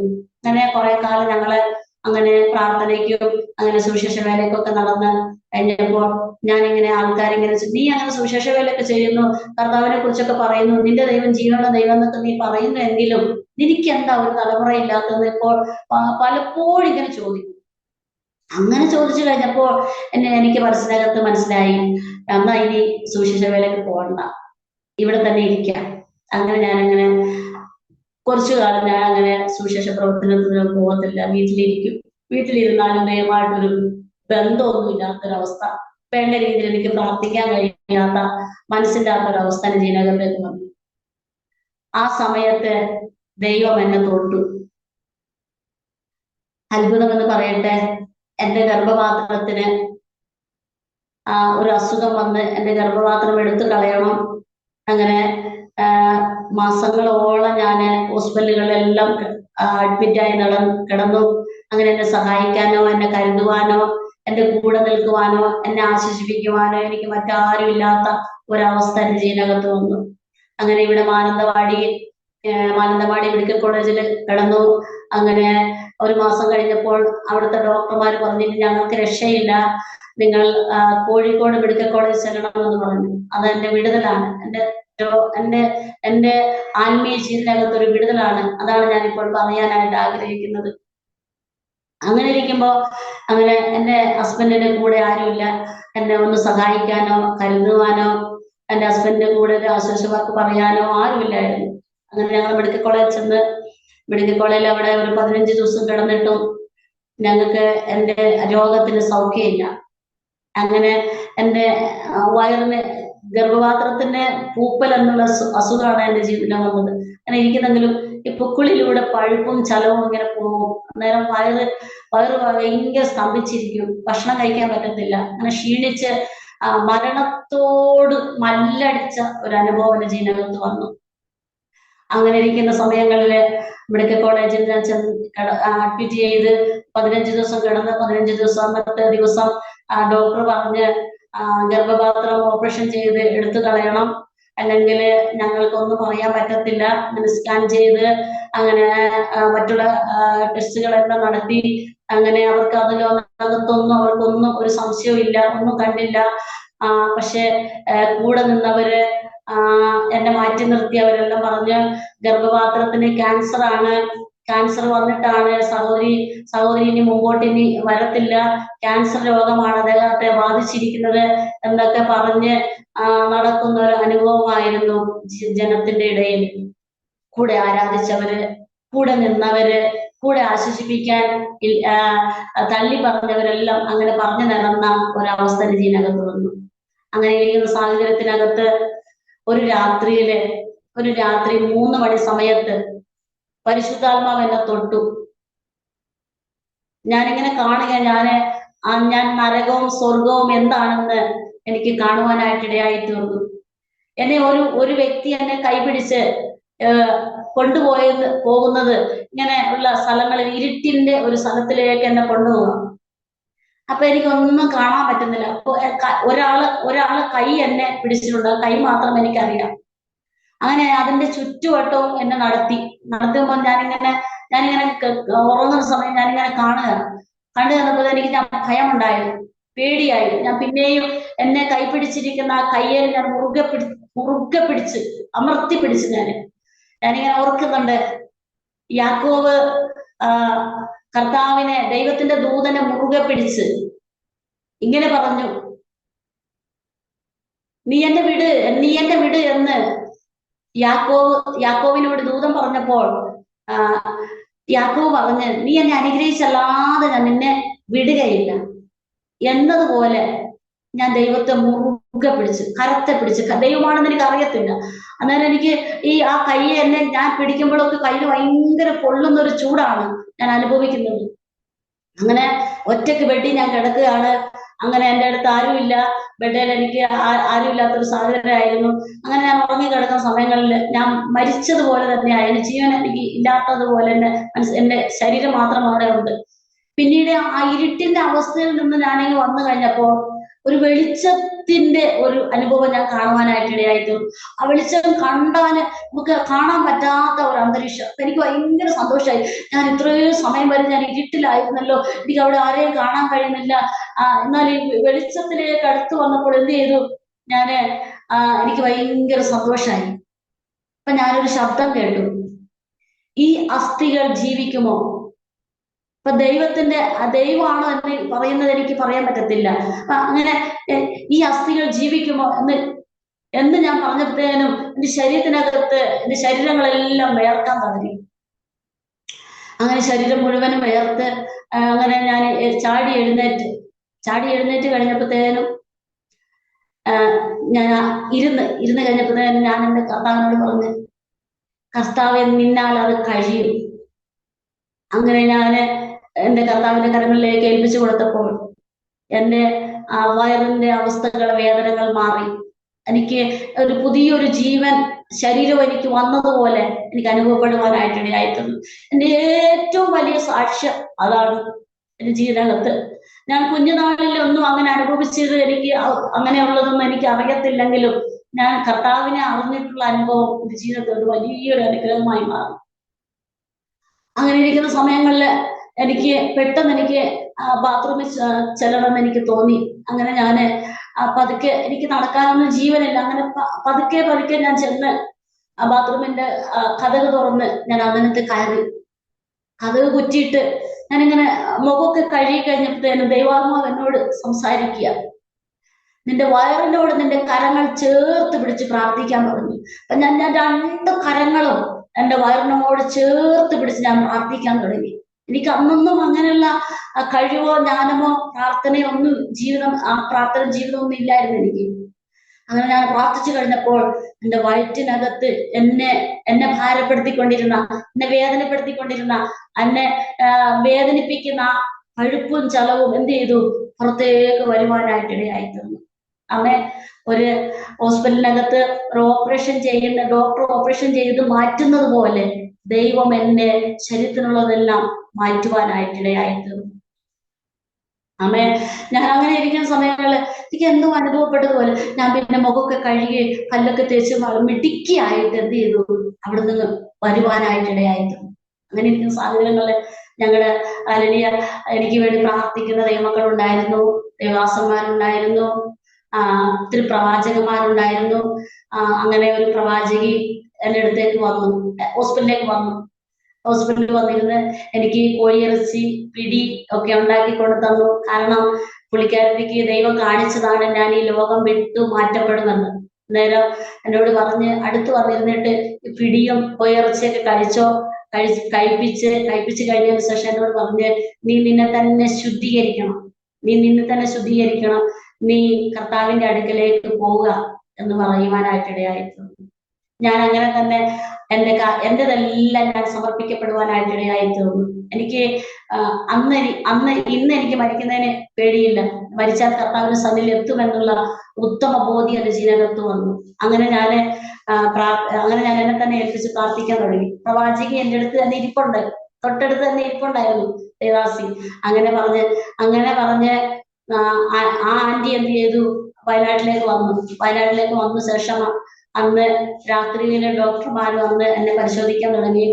അടുത്ത് കിടന്നവരെല്ലാം വിളിച്ചു പറഞ്ഞു, ഇദ്ദേഹത്തിന് തീരെ വയ്യ, എന്താണെന്ന് അറിയത്തില്ല. അങ്ങനെ മാറി ഡോക്ടർമാർ വന്ന് എന്നെ പരിശോധിച്ചു. പിറ്റേ ദിവസം എന്നെ സ്ഥിരമായി നോക്കുന്ന ഒരു ഡോക്ടർ ഉണ്ടായിരുന്നു. അദ്ദേഹം വന്ന് എന്നെ പരിശോധിച്ച് അദ്ദേഹം പറഞ്ഞ്, എന്തായാലും ഈ നാളെ ഡിസ്ചാർജ് ചെയ്ത് വീട്ടിൽ പോണം, ഞാൻ ഓപ്പറേഷനുള്ള ഡേറ്റുകളെല്ലാം കുറിച്ചു തരാം, ആ ദിവസം വന്ന് ഇവിടെ താമസിച്ച് ഓപ്പറേഷൻ ചെയ്യണം എന്ന് പറഞ്ഞു. അങ്ങനെ വളരെ സന്തോഷത്തോടെ ഞങ്ങൾ രണ്ടുപേരും കടന്നു വന്നു. ഞങ്ങൾക്ക് അന്നത്തെ കാലങ്ങളില് സാമ്പത്തിക നന്മയൊന്നും ഇല്ലാത്ത ഒരു സാഹചര്യമായിരുന്നു. എന്നാൽ അതൊക്കെ ദൈവം ഞങ്ങൾക്ക് തക്ക സമയങ്ങൾ ദൈവം തരുവാനായിട്ടിടയായിരുന്നു. അങ്ങനെ ഇരിക്കുമ്പോൾ ഞങ്ങൾ രണ്ടുപേരും വന്ന് ഞങ്ങൾക്കൊരു 15 ഡേറ്റ് ആണ് ഞങ്ങൾക്ക് തന്നത്. 15-ാം തീയതി വരണം എന്ന് പറഞ്ഞു. അങ്ങനെ ഞങ്ങൾ 15-ാം തീയതി വന്ന് ഞങ്ങള് ഓപ്പറേഷനുള്ള കടലാസുകളും അതിനുള്ള എന്നെ ഓപ്പറേഷൻ ചെയ്യുന്ന തുണികളൊക്കെ മേടിച്ച്, അതൊക്കെ ഡോക്ടർ പറഞ്ഞു വിട്ടതാണ്. അതൊക്കെ മേടിച്ച് ഞങ്ങൾ ഹോസ്പിറ്റലിൽ ചെന്ന് ഞങ്ങൾ ഡോക്ടറെ കാണാനായിട്ടിടയായി. കണ്ടു കഴിഞ്ഞപ്പോൾ ഞങ്ങള് ഡോക്ടർ പരിശോധിച്ച് എനിക്ക് മരുന്ന് എഴുതി തന്നു. അന്നേരം ഞാൻ പറഞ്ഞു, സാറേ എന്നെ ഓപ്പറേഷൻ ചെയ്യുന്നതല്ലേ വരാൻ പറഞ്ഞ്, 15-ാം തീയതി അല്ലേ വരാൻ പറഞ്ഞ്. അങ്ങനെ പറഞ്ഞ, ആരാ പറഞ്ഞ ഓപ്പറേഷൻ ചെയ്യണ്ട, അങ്ങനെയുള്ള അസുഖങ്ങളൊന്നും ഇല്ല എന്ന് പറയുവാനായിട്ടിടയായി. അങ്ങനെയാണ് എനിക്ക് രോഗസൗഖ്യം ഉണ്ടായത്. അങ്ങനെ രോഗസൗഖ്യം ദൈവം എനിക്ക് തന്നു. പിന്നീട് ഞാൻ കർത്താവിന് വേണ്ടി തന്നെ എന്നെ തന്നെ സമർപ്പിക്കുവാനായിട്ടിടയായി. കർത്താവിന്റെ വേലയ്ക്ക് വേണ്ടി ഇനി കുഞ്ഞുങ്ങളെ തന്നാലും തന്നില്ലെങ്കിലും കർത്താവിന് വേണ്ടി നിന്നോളാം എന്ന് ഞാൻ എന്റെ ദൈവത്തോട് പറയുവാനായിട്ടിടയായി. അന്ന് മുതൽ ഞാൻ അങ്ങനെ കർത്താവിന് വേണ്ടി കർത്താവിന്റെ സന്നിധിയിൽ കർത്താവിന്റെ വേല ചെയ്യുവാൻ, കൃത്യമായി വേല ചെയ്യുവാനൊക്കെ ദൈവം എന്നെ സഹായിച്ചു. അതിന് ശേഷങ്ങളിൽ പിന്നെയും എന്റെ ജീവിതത്തിനകത്ത് ചില പ്രയാസങ്ങൾ ഉണ്ടാവാനായിട്ടിടയായി. പിന്നീട് ഞാൻ പുറകോട്ട് മാറാനായിട്ട് എനിക്ക് അത്ര രോഗസൗഖ്യം തന്നിട്ടും ഞാൻ കർത്താവിനെ വെറുക്കപ്പെടുന്ന ഒരു അനുഭവം എന്റെ ജീവിതത്തിൽ പിന്നെയും കടന്നു വന്നു. എനിക്ക് ഒരു മഞ്ഞപ്പിത്തം എന്റെ ശരീരത്തിലേക്ക് വന്നു. മഞ്ഞപ്പിത്തം വന്നിട്ട് അങ്ങനെ കണ്ണെല്ലാം നല്ല മഞ്ഞ നിറമായിരുന്നു. അങ്ങനെ മഞ്ഞപ്പിത്തം വന്ന് കൂടിപ്പോയി. അങ്ങനെ ഡോക്ടറെ അടുത്ത് ചെന്നപ്പോ ഇംഗ്ലീഷ് മരുന്ന് ഡോക്ടറെ അടുത്ത് ചെന്നപ്പോ ഡോക്ടർ പറഞ്ഞ് മഞ്ഞപ്പിത്തം കൂടിപ്പോയി, അതുകൊണ്ട് നിങ്ങൾ തൊട്ടടുത്ത് എവിടെയെങ്കിലും പച്ചമരുന്ന്, അങ്ങനെ ഹോമിയോ മരുന്നോ ഉണ്ടെങ്കിൽ നിങ്ങൾ എത്ര പെട്ടെന്ന് കഴിക്കണം, അല്ലെങ്കിൽ നിങ്ങൾ അപകടമാണ് എന്ന് പറയാനായിട്ടിടയായി തീർന്നു. അങ്ങനെ എന്റെ ഭർത്താവ് ഒരു ഹോമിയോ മരുന്നിന് കൊണ്ടുപോയി. അവിടെ നിന്നും എനിക്ക് എന്റെ ജീവിതത്തിൽ ഒരു വിടുതലില്ല. ആ മരുന്ന് കഴിച്ചിട്ടൊക്കെ ഞാൻ അങ്ങനെ ഇരിക്കുന്ന ഒരു അനുഭവമായിരുന്നു. പിന്നീടും ദൈവം എന്നോട് സംസാരിക്കാനായിട്ടിടയായി. എന്റെ കർത്താവ് എന്നോട് സംസാരിച്ചതുപോലെ ഞാൻ അതിൽ നിന്നും രോഗസൗഖ്യം പ്രാപിക്കുവാനായിട്ട് കർത്താവ് എന്നോട് പറഞ്ഞു, നിന്നെ ഞാൻ വിളിച്ചു വേർതിരിച്ചിരിക്കുന്നത് ജാതികൾക്ക് പ്രകാശമായി ഞാൻ നിന്നെ വെച്ചിരിക്കുക. അങ്ങനെയൊക്കെ ശബ്ദങ്ങൾ ഞാൻ കേട്ട് പിന്നീട് ഞാൻ ജാതികൾക്ക് വെളിച്ചം എന്ന് പറയുന്നത് എനിക്ക് എന്താണെന്ന് അറിയത്തില്ല. അങ്ങനെ ഞാൻ ദൈവവചനം എടുത്ത് വായിക്കാൻ തുടങ്ങി. അന്നനാണ് ദൈവത്തിന്റെ ആത്മാവിനോട് സംസാരിച്ചത്. അന്ന് ഞാൻ എന്റെ കർത്താവിന് വേണ്ടി നിൽക്കുവാനായിട്ടിടയായി തീർന്നു. അങ്ങനെ നിൽക്കുന്ന സാഹചര്യത്തിനകത്ത് ഞങ്ങൾക്ക് പല പ്രതികൂലങ്ങളും പ്രതിസന്ധികളും ഞങ്ങൾക്ക് പിന്നീടും ആഞ്ഞടിക്കുവാനായിട്ടിടയായി തീർന്നു. വിശ്വാസ ജീവിതത്തിൽ നിന്ന് പറിച്ചു കളയുന്ന ഒരനുഭവം എന്റെ ജീവിതത്തിലേക്ക് വരുവാനായിട്ടിടയായി തീർന്നു. ഞങ്ങള് അന്നേരം ഞങ്ങൾ വിചാരിച്ചു, എന്തിനാണ് യേശുവിനെ സ്നേഹിക്കുന്നത്, എന്തിനാണ് യേശുവിനോട് പ്രാർത്ഥിക്കുന്നത്, എല്ലാം കളഞ്ഞേച്ച് നമുക്ക് നമ്മുടെ പഴയ പരിപാടി നമുക്ക് ആരംഭിക്കാം എന്നൊക്കെ എന്റെ ഭർത്താവിനോട് പറയുവാനായിട്ടിടയായി തീർന്നു. ഞങ്ങൾ രണ്ടുപേരും അങ്ങനെ തീരുമാനിച്ച സാഹചര്യത്തിനകത്ത് ദൈവം ഞങ്ങൾക്ക് വേണ്ടി ഇടപെട്ടു. നരകവും സ്വർഗവും കാണിച്ചു തന്ന ദൈവത്തെ മറന്നു കളഞ്ഞ ഒരു അനുഭവം ചെയ്ത് പിന്നെയും വരുവാനായിട്ടിടയായി തീർന്നു. ദൈവദാസനെ പിന്നീട് ഞാൻ എന്റെ ജീവിതത്തിനകത്ത് ഒരു മാനസാന്തരത്തിന്റെ അവസ്ഥ എന്റെ ജീവിതത്തിനകത്ത് കടന്നു വന്ന് ഞാൻ ഒരുമിച്ച് ഒറ്റയ്ക്കിരുന്ന് പ്രാർത്ഥിക്കാൻ തുടങ്ങി. പ്രാർത്ഥിച്ച് ഞാൻ ഒരു 21 ദിവസം വരെ ഞാൻ ഒറ്റയ്ക്കിരുന്ന് പ്രാർത്ഥിക്കാൻ തുടങ്ങി. പലരും എന്നോട് പറഞ്ഞു, ഒറ്റയ്ക്കിരുന്ന് അങ്ങനെ പ്രാർത്ഥിക്കരുത്, അങ്ങനെ പ്രാർത്ഥിച്ചാല് ജീവിതത്തിനകത്ത് ഒരു വിടുതലൊന്നും ഉണ്ടാകത്തില്ല, അത് പിശാചാണ് അങ്ങനെ നിങ്ങൾ ഇരുത്തുന്നത്. അങ്ങനെ ഇരുന്ന സമയങ്ങളിൽ ഞാൻ തന്നെ പ്രാപിച്ചെടുക്കുവാനായിട്ടിടയായി. ഞാനിങ്ങനെ പ്രാർത്ഥിച്ച സാഹചര്യം എന്റെ ജീവിതത്തിൽ വന്നപ്പോൾ പരിശുദ്ധാത്മാവ് എന്റെ ശരീരത്തിൽ തൊട്ടു. എനിക്ക് പരിശുദ്ധാത്മാവിന്റെ വലിയ ഒരു നിയോഗം എനിക്ക് സംഭവിക്കാനായിട്ടിടയായി തീർന്നു. അനേകർക്ക് വേണ്ടി പ്രാർത്ഥിക്കുവാൻ, അനേക രോഗികൾക്ക് വേണ്ടി പ്രാർത്ഥിക്കാൻ, രോഗശാന്തിക്ക് വേണ്ടി പ്രാർത്ഥിക്കാൻ, അങ്ങനെ എനിക്ക് പ്രവചന ശുശ്രൂഷയ്ക്ക് ലഭിക്കുവാനായിട്ടിടയായി തീർന്നു. അങ്ങനെയാണ് ഞാൻ പ്രവചന ശുശ്രൂഷയിലേക്ക് ഞാൻ എന്നെ തന്നെ ഏൽപ്പിച്ചത്. അങ്ങനെ ഇന്നും എന്റെ ജീവിതത്തിനകത്ത് അങ്ങനെയുള്ള പ്രിയപ്പെട്ടവരെ ഓർത്ത് പ്രാർത്ഥിക്കുവാനൊക്കെ ദൈവം നാളുകളിൽ കൃപ തരുന്നു. അങ്ങനെയുള്ള സാഹചര്യം ഞാൻ ജീവിതത്തിൽ വന്നപ്പോൾ ഞങ്ങൾക്ക് തന്നെ തോന്നി, ഞങ്ങളെ ഞങ്ങളിങ്ങനെ പ്രാർത്ഥിച്ചപ്പോൾ നമ്മളിങ്ങനെ ഇരുന്നാൽ പോരാ, നമ്മൾ ഒന്നോടെ എന്ത് ചെയ്യണം, കർത്താവിന് വേണ്ടി നിൽക്കണം. അങ്ങനെ ഇരുന്ന സാഹചര്യം വന്നപ്പോൾ ഞങ്ങൾക്കൊരു വിളി ഉണ്ടായി. ഞങ്ങൾക്കൊരു ദൈവവിളി ഉണ്ടെന്ന് ഞങ്ങൾക്ക് മനസ്സിലാക്കുവാനായിട്ട് ഇടയായിട്ടുണ്ട്. അങ്ങനെ ഞങ്ങൾ രണ്ടുപേരും പഠിക്കാത്തവരാണ്, വിദ്യാഭ്യാസം ഇല്ലാത്തവരാണ്. അപ്പൊ ഞങ്ങൾ സുവിശേഷ വേല ചെയ്യാനും ഒരു ചർച്ച് മിനിസ്ട്രി ചെയ്യാനൊക്കെ ഞങ്ങൾക്ക് വളരെ ബുദ്ധിമുട്ടാണ്. അങ്ങനെയുള്ള അവസ്ഥ വന്നപ്പോൾ ഞാൻ പറഞ്ഞ് നമുക്ക് ചർച്ച് മിനിസ്ട്രി ഒന്നും വേണ്ട, നമുക്ക് സുവിശേഷ വേല ചെയ്ത് രേഖരുടെ സുവിശേഷം പറഞ്ഞ് അങ്ങ് പോകാം എന്നൊക്കെ ഞങ്ങൾ തീരുമാനം ചെയ്തു. എന്നാല് ഞങ്ങൾക്ക് അങ്ങനെ ഒരു ദൈവവിളി ഉള്ളത് കൊണ്ട് ഞങ്ങളുടെ വീട്ടിൽ വെച്ച്, ഞങ്ങളുടെ കോളനിയിലാണ് ഞങ്ങൾ ആരാധന നടത്തുന്നത്. പക്ഷേ ഞങ്ങൾക്ക് ഒരു ആരാധനാലയം ഞങ്ങൾക്ക് വാങ്ങാനൊരു സാമ്പത്തിക നന്മയില്ല. ഞങ്ങൾക്ക് അങ്ങനെ ഞങ്ങൾ കോളനിയില് ആരാധന നടത്താൻ തുടങ്ങിയിട്ട് വർഷങ്ങളായി. ഞങ്ങളങ്ങനെ നടത്തി വരുന്നു. അനേക കുടുംബങ്ങൾ വെടിവെക്കപ്പെടുന്നു. അവർ ദൈവസന്നിധിയിൽ കടന്നു വരുന്നു. ഒരു ദൈവത്തെ ആരാധിക്കുവാനായിട്ട് അവർ കടന്നു വന്നുകൊണ്ടേയിരിക്കുന്നു. ഞങ്ങളുടെ സമൂഹത്തിൽ ഞങ്ങളുടെ പണിയ സമുദായം എന്ന് പറഞ്ഞാല് ഞങ്ങളുടെ സമുദായത്തിൽ ഞങ്ങൾ തന്നെ ഇറങ്ങുമ്പോഴാണ്, ഞങ്ങളുടെ ഭാഷയിലും ഞങ്ങളുടേതായ അതിൽ നിന്ന് ഞങ്ങൾ പോകുമ്പോഴാണ് അവർക്ക് ഇവരിലുള്ള അത്ഭുതം കണ്ട് ഇവരുടെ ജീവിതങ്ങളെ കണ്ട് എന്ത് ചെയ്യാം, അവരും കടന്നു വരുമെന്നുള്ള വിശ്വാസമായിരുന്നു ഞങ്ങൾ ചെയ്യുന്നത്. അങ്ങനെ അനേക ജീവിതങ്ങൾ കടന്നു വരുവാനായിട്ട് ഇടയായിത്തീർന്നു. ഞങ്ങളുടെ കോളനിക്കകത്ത് ഞാൻ പറഞ്ഞല്ലോ, എൻ്റെ ഭർത്താവിന് 9 സഹോദരങ്ങളുണ്ട് എൻ്റെ ഭർത്താവിന്. ഈ 9 പേരുടെ നടുവിലും ദൈവം ഞങ്ങളെ നിർത്തി. പലരും ഇറങ്ങി പോകാൻ പറഞ്ഞു. ഞങ്ങളെ പോലീസിന് പെറ്റീഷൻ കൊടുത്തു. പെറ്റീഷൻ പ്രകാരം, പരാതി പ്രകാരം പോലീസ് വന്ന് ഇവിടെ അന്വേഷിക്കുവാനായിട്ടിടയായി. ഞങ്ങളെ രണ്ടുപേരെയും അറസ്റ്റ് ചെയ്യുവാനായിട്ട് പോലീസുകൾ കടന്നു വന്നു. അങ്ങനെ ഹസ്ബൻഡ് ഇവിടെ ഇല്ലായിരുന്നു. പോലീസ് വന്നപ്പോഴത്തേനും ഞങ്ങളുടെ സഹോദരങ്ങൾ പറഞ്ഞ് ഇവിടെ ആരാ മതം മാറ്റുന്ന ആൾക്കാരുള്ളതെന്ന് ഞങ്ങളുടെ സഹോദരങ്ങളോട് ചോദിച്ചപ്പോൾ അവർ പറഞ്ഞു, എന്താ അവിടെയുണ്ട് ഞങ്ങളുടെ ചേട്ടനും ചേച്ചിയാണ്. അങ്ങനെ അവർ ഞങ്ങളുടെ അടുത്തേക്ക് വന്ന് ഞങ്ങൾ അന്വേഷിക്കുവാനായിട്ട് ഇടയായി തീർന്നു. അന്വേഷിച്ച് കഴിഞ്ഞപ്പോ അന്ന് എൻ്റെ ഹസ്ബൻഡ് വീട്ടിലില്ലായിരുന്നു. അങ്ങനെ പോലീസുകാരൻ ഞങ്ങളോട് ചോദിച്ചു, നിങ്ങളാണ് മതം മാറ്റുന്നവർ? അപ്പൊ ഞാനിങ്ങനെ പറഞ്ഞ്, സാറേ ഞങ്ങള് ഒരു മതം മാറ്റുന്നവരല്ല, ഞങ്ങള് മാറ്റിക്കൊടുക്കുവാനൊരു മതവും ഞങ്ങളുടെ ജീവനകത്തില്ല. ഞങ്ങൾ അഴുക്കുചാലിൽ കിടന്നപ്പോഴും, ആർക്കും വേണ്ടാതെ ഞങ്ങൾ ഇരുന്നപ്പോഴും, അന്ധകാരത്തിൽ കിടന്നപ്പോഴും ഒന്നും ഞങ്ങളെ രക്ഷിക്കുവാനോ ഞങ്ങളെ ഒന്ന് നല്ല വഴി കാണിക്കുവാൻ ഞങ്ങൾക്ക് ആരുമില്ലായിരുന്നു. എന്നാലും ഞങ്ങളുടെ മനസ്സ് മാറി, ഞങ്ങളുടെ ജീവിത ചരിത്രം മാറി. അങ്ങനെ മാറിക്കഴിഞ്ഞപ്പോഴാണ് ഞങ്ങളെ അന്വേഷിക്കുവാനും ഞങ്ങൾക്ക് പരാതി കൊടുക്കുവാനും ഇവിടെ ആള് വന്നത്. അതുകൊണ്ട് ഞങ്ങളുടെ കയ്യിലെ മതം മാറ്റി കൊടുക്കാൻ ഒന്നുമില്ല സാറേ, എന്തെങ്കിലും ഉണ്ടെങ്കിൽ പറ. ഞാൻ ഒരു കസാരയൊക്കെ എടുത്തു കൊടുത്ത് ഞാൻ അദ്ദേഹത്തോട് ഇരിക്കാൻ പറഞ്ഞ്, ഞാൻ സാറാണ്, നീ എങ്ങനെ അറിഞ്ഞ്? ഞാൻ പറഞ്ഞ്, സാറിന്റെ പെരുമാറ്റം കണ്ടപ്പോൾ എനിക്ക് മനസ്സിലായി നിങ്ങൾ സാറാണ്. അങ്ങനെ അദ്ദേഹം ഇരുന്ന് അല്പസമയം അദ്ദേഹം സംസാരിച്ച് കഴിഞ്ഞപ്പോൾ എന്നോട് പറഞ്ഞ്, നിങ്ങൾ വായിക്കുന്ന വേദപുസ്തകം തരാൻ പറഞ്ഞു. അങ്ങനെ ഞാൻ എന്റെ വേദപുസ്തകത്തെ കൊടുക്കുവാനായിട്ട് ഇടയായി തീർന്നു. വേദപുസ്തകം കൊടുത്തപ്പോ എന്നോട് ദൈവം സംസാരിച്ച വാക്യങ്ങളെല്ലാം ഞാൻ പേന കൊണ്ട് വരച്ച് അടയാളപ്പെടുത്തിയിരുന്നു. നേരം അദ്ദേഹം ചോദിച്ച്, നിങ്ങളിങ്ങനെ എടുത്ത് ഉപയോഗിക്കുന്ന വേദപുസ്തകങ്ങളോ ബൈബിളോ ഒന്നിങ്ങനെ ചീത്തയാക്കരുത്, പേന കൊണ്ട് വരക്കരുത്. അപ്പൊ എനിക്ക് മനസ്സിലായി ഇദ്ദേഹം ഒരു ക്രിസ്ത്യാനി ആയിരിക്കും, അതുകൊണ്ടാണ് ഇദ്ദേഹം ഇങ്ങനെ പറയുന്നത്. അങ്ങനെ ഞാൻ അങ്ങനെ സംസാരിച്ചു കൊണ്ടിരിക്കുന്ന സമയങ്ങള് ഇത് എന്തുകൊണ്ട് ഇങ്ങനെ വരച്ചിരിക്കുന്നതെന്ന് ചോദിച്ചപ്പോൾ ഞാൻ പറഞ്ഞു, നിങ്ങൾ ഇപ്പോൾ എന്നോട് സംസാരിക്കുന്നത് പോലെ ദൈവം എന്നോട് സംസാരിച്ചതാ, അതാണ് ഞാൻ അടയാളപ്പെടുത്തിയിരിക്കുന്നത്. അങ്ങനെ പറഞ്ഞപ്പോ ഇദ്ദേഹം പറഞ്ഞു, അങ്ങനെ നിങ്ങളോട് സംസാരിക്കുന്ന ദൈവമാണെങ്കിൽ എന്റെ വിഷയം ഒന്ന് സംസാരിക്കാമെന്ന് ചോദിച്ചു. ഞാൻ അദ്ദേഹത്തോട് പറഞ്ഞു, ദൈവം സംസാരിച്ചാൽ ഞാൻ പറയാം, എന്നാൽ സഹോദരിക്ക് എന്റെ വിഷയം സംസാരിക്കാൻ പറ്റുമോ എന്ന് ചോദിച്ചു.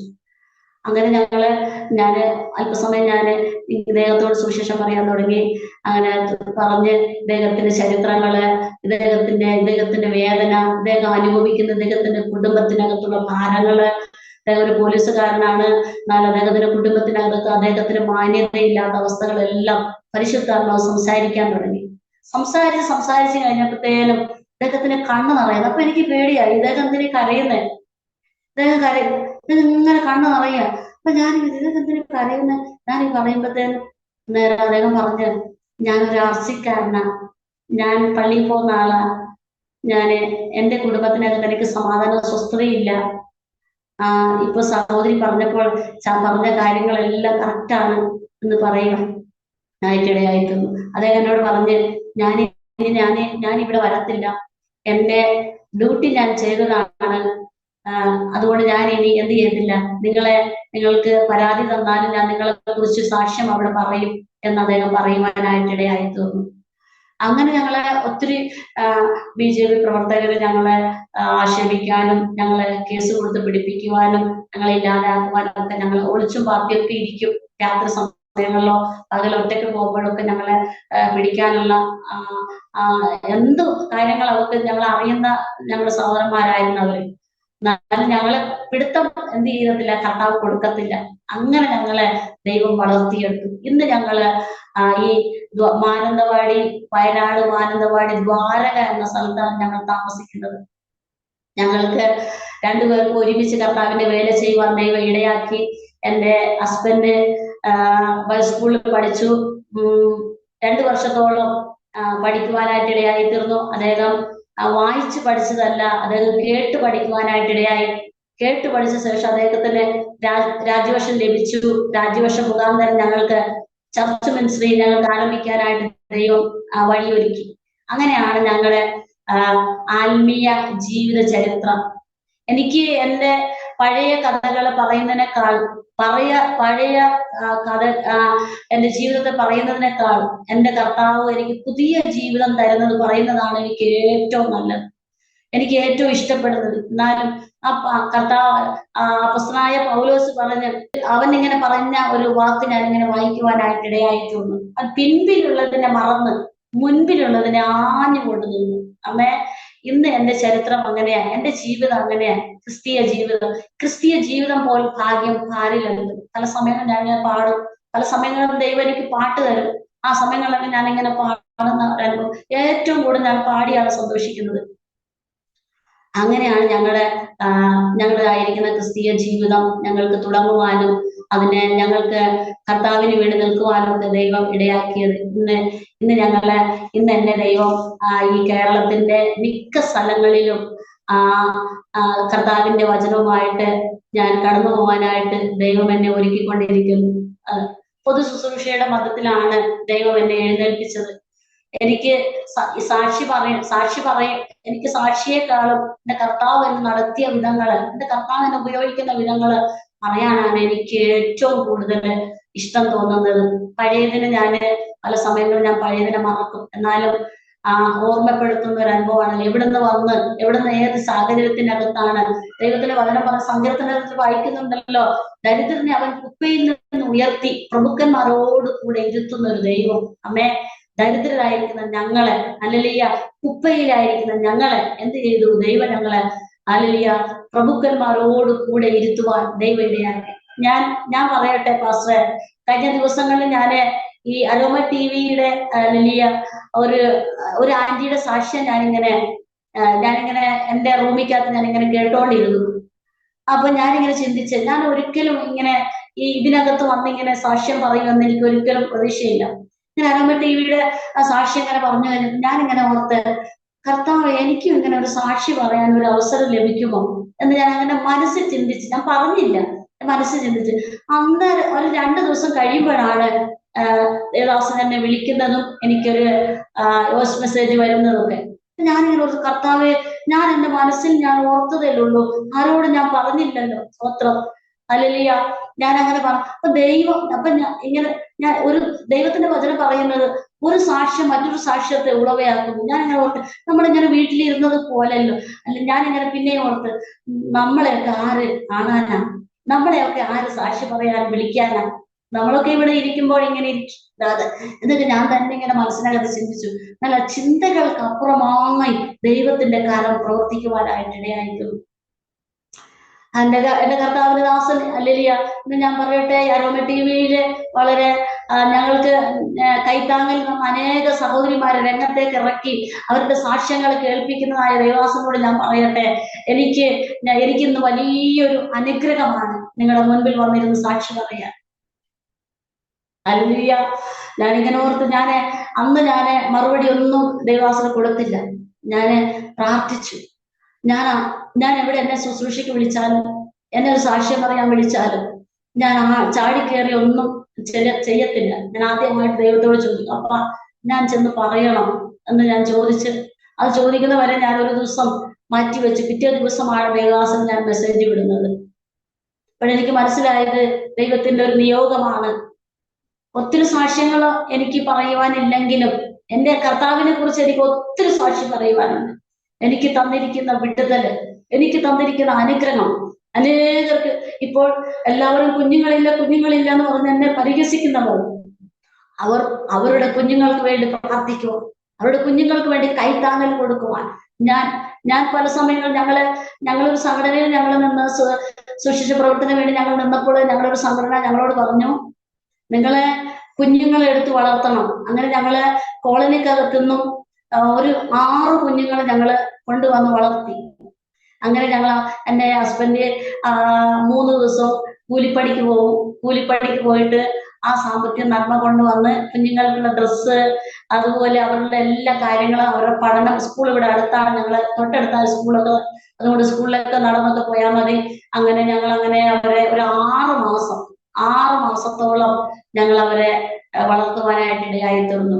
പിന്നീട് ഞങ്ങൾക്ക് ജോലി കാര്യങ്ങളോ കൂലിപ്പണിയൊന്നും ഇല്ലാത്തത് കൊണ്ട് ഞങ്ങളെ വിളിച്ചിരിക്കുന്ന സംഘടനയെ ഞങ്ങൾ കൈവിട്ടു. അപ്പൊ ഞങ്ങൾക്ക് അവരെ വേണ്ട രീതിയിൽ വളർത്താനായിട്ട് കഴിഞ്ഞില്ല. അന്ന് മുതല് ഞങ്ങൾക്കൊരു വിളിയുണ്ട്, കുഞ്ഞുങ്ങളുടെ ഇടയിലുള്ള പ്രവർത്തനം, കുഞ്ഞുങ്ങളുടെ ഇടയിലുള്ള അവരെ സ്നേഹിക്കുന്ന, അവർക്ക് വേണ്ടി പ്രാർത്ഥിക്കുന്ന, അവർക്ക് വേണ്ടി നല്ല കാര്യങ്ങൾ പറഞ്ഞു കൊടുക്കുന്ന ഒരു ശുശ്രൂഷ ദൈവം ഞങ്ങളെ ഏൽപ്പിച്ചു. അത് മുഖാന്തരമാണ് ഞങ്ങൾ ഈ സമയം വരെ ഞങ്ങൾ ഇവിടെ നിൽക്കുവാനായിട്ട് ദൈവം ഇടയാക്കിയത്. ദേവദാസനെ ഞാൻ പറയട്ടെ, ഞാൻ സംസാരിക്കുമ്പോൾ അക്ഷരത്തെറ്റുകൾ വരും. എനിക്ക് അക്ഷരപൂർണതയില്ല, എനിക്ക് അങ്ങനെയുള്ള വിദ്യാഭ്യാസവും ഇല്ല, എനിക്ക് അങ്ങനെയുള്ള ജ്ഞാനോ പക്വതയോ ഒന്നുമില്ല.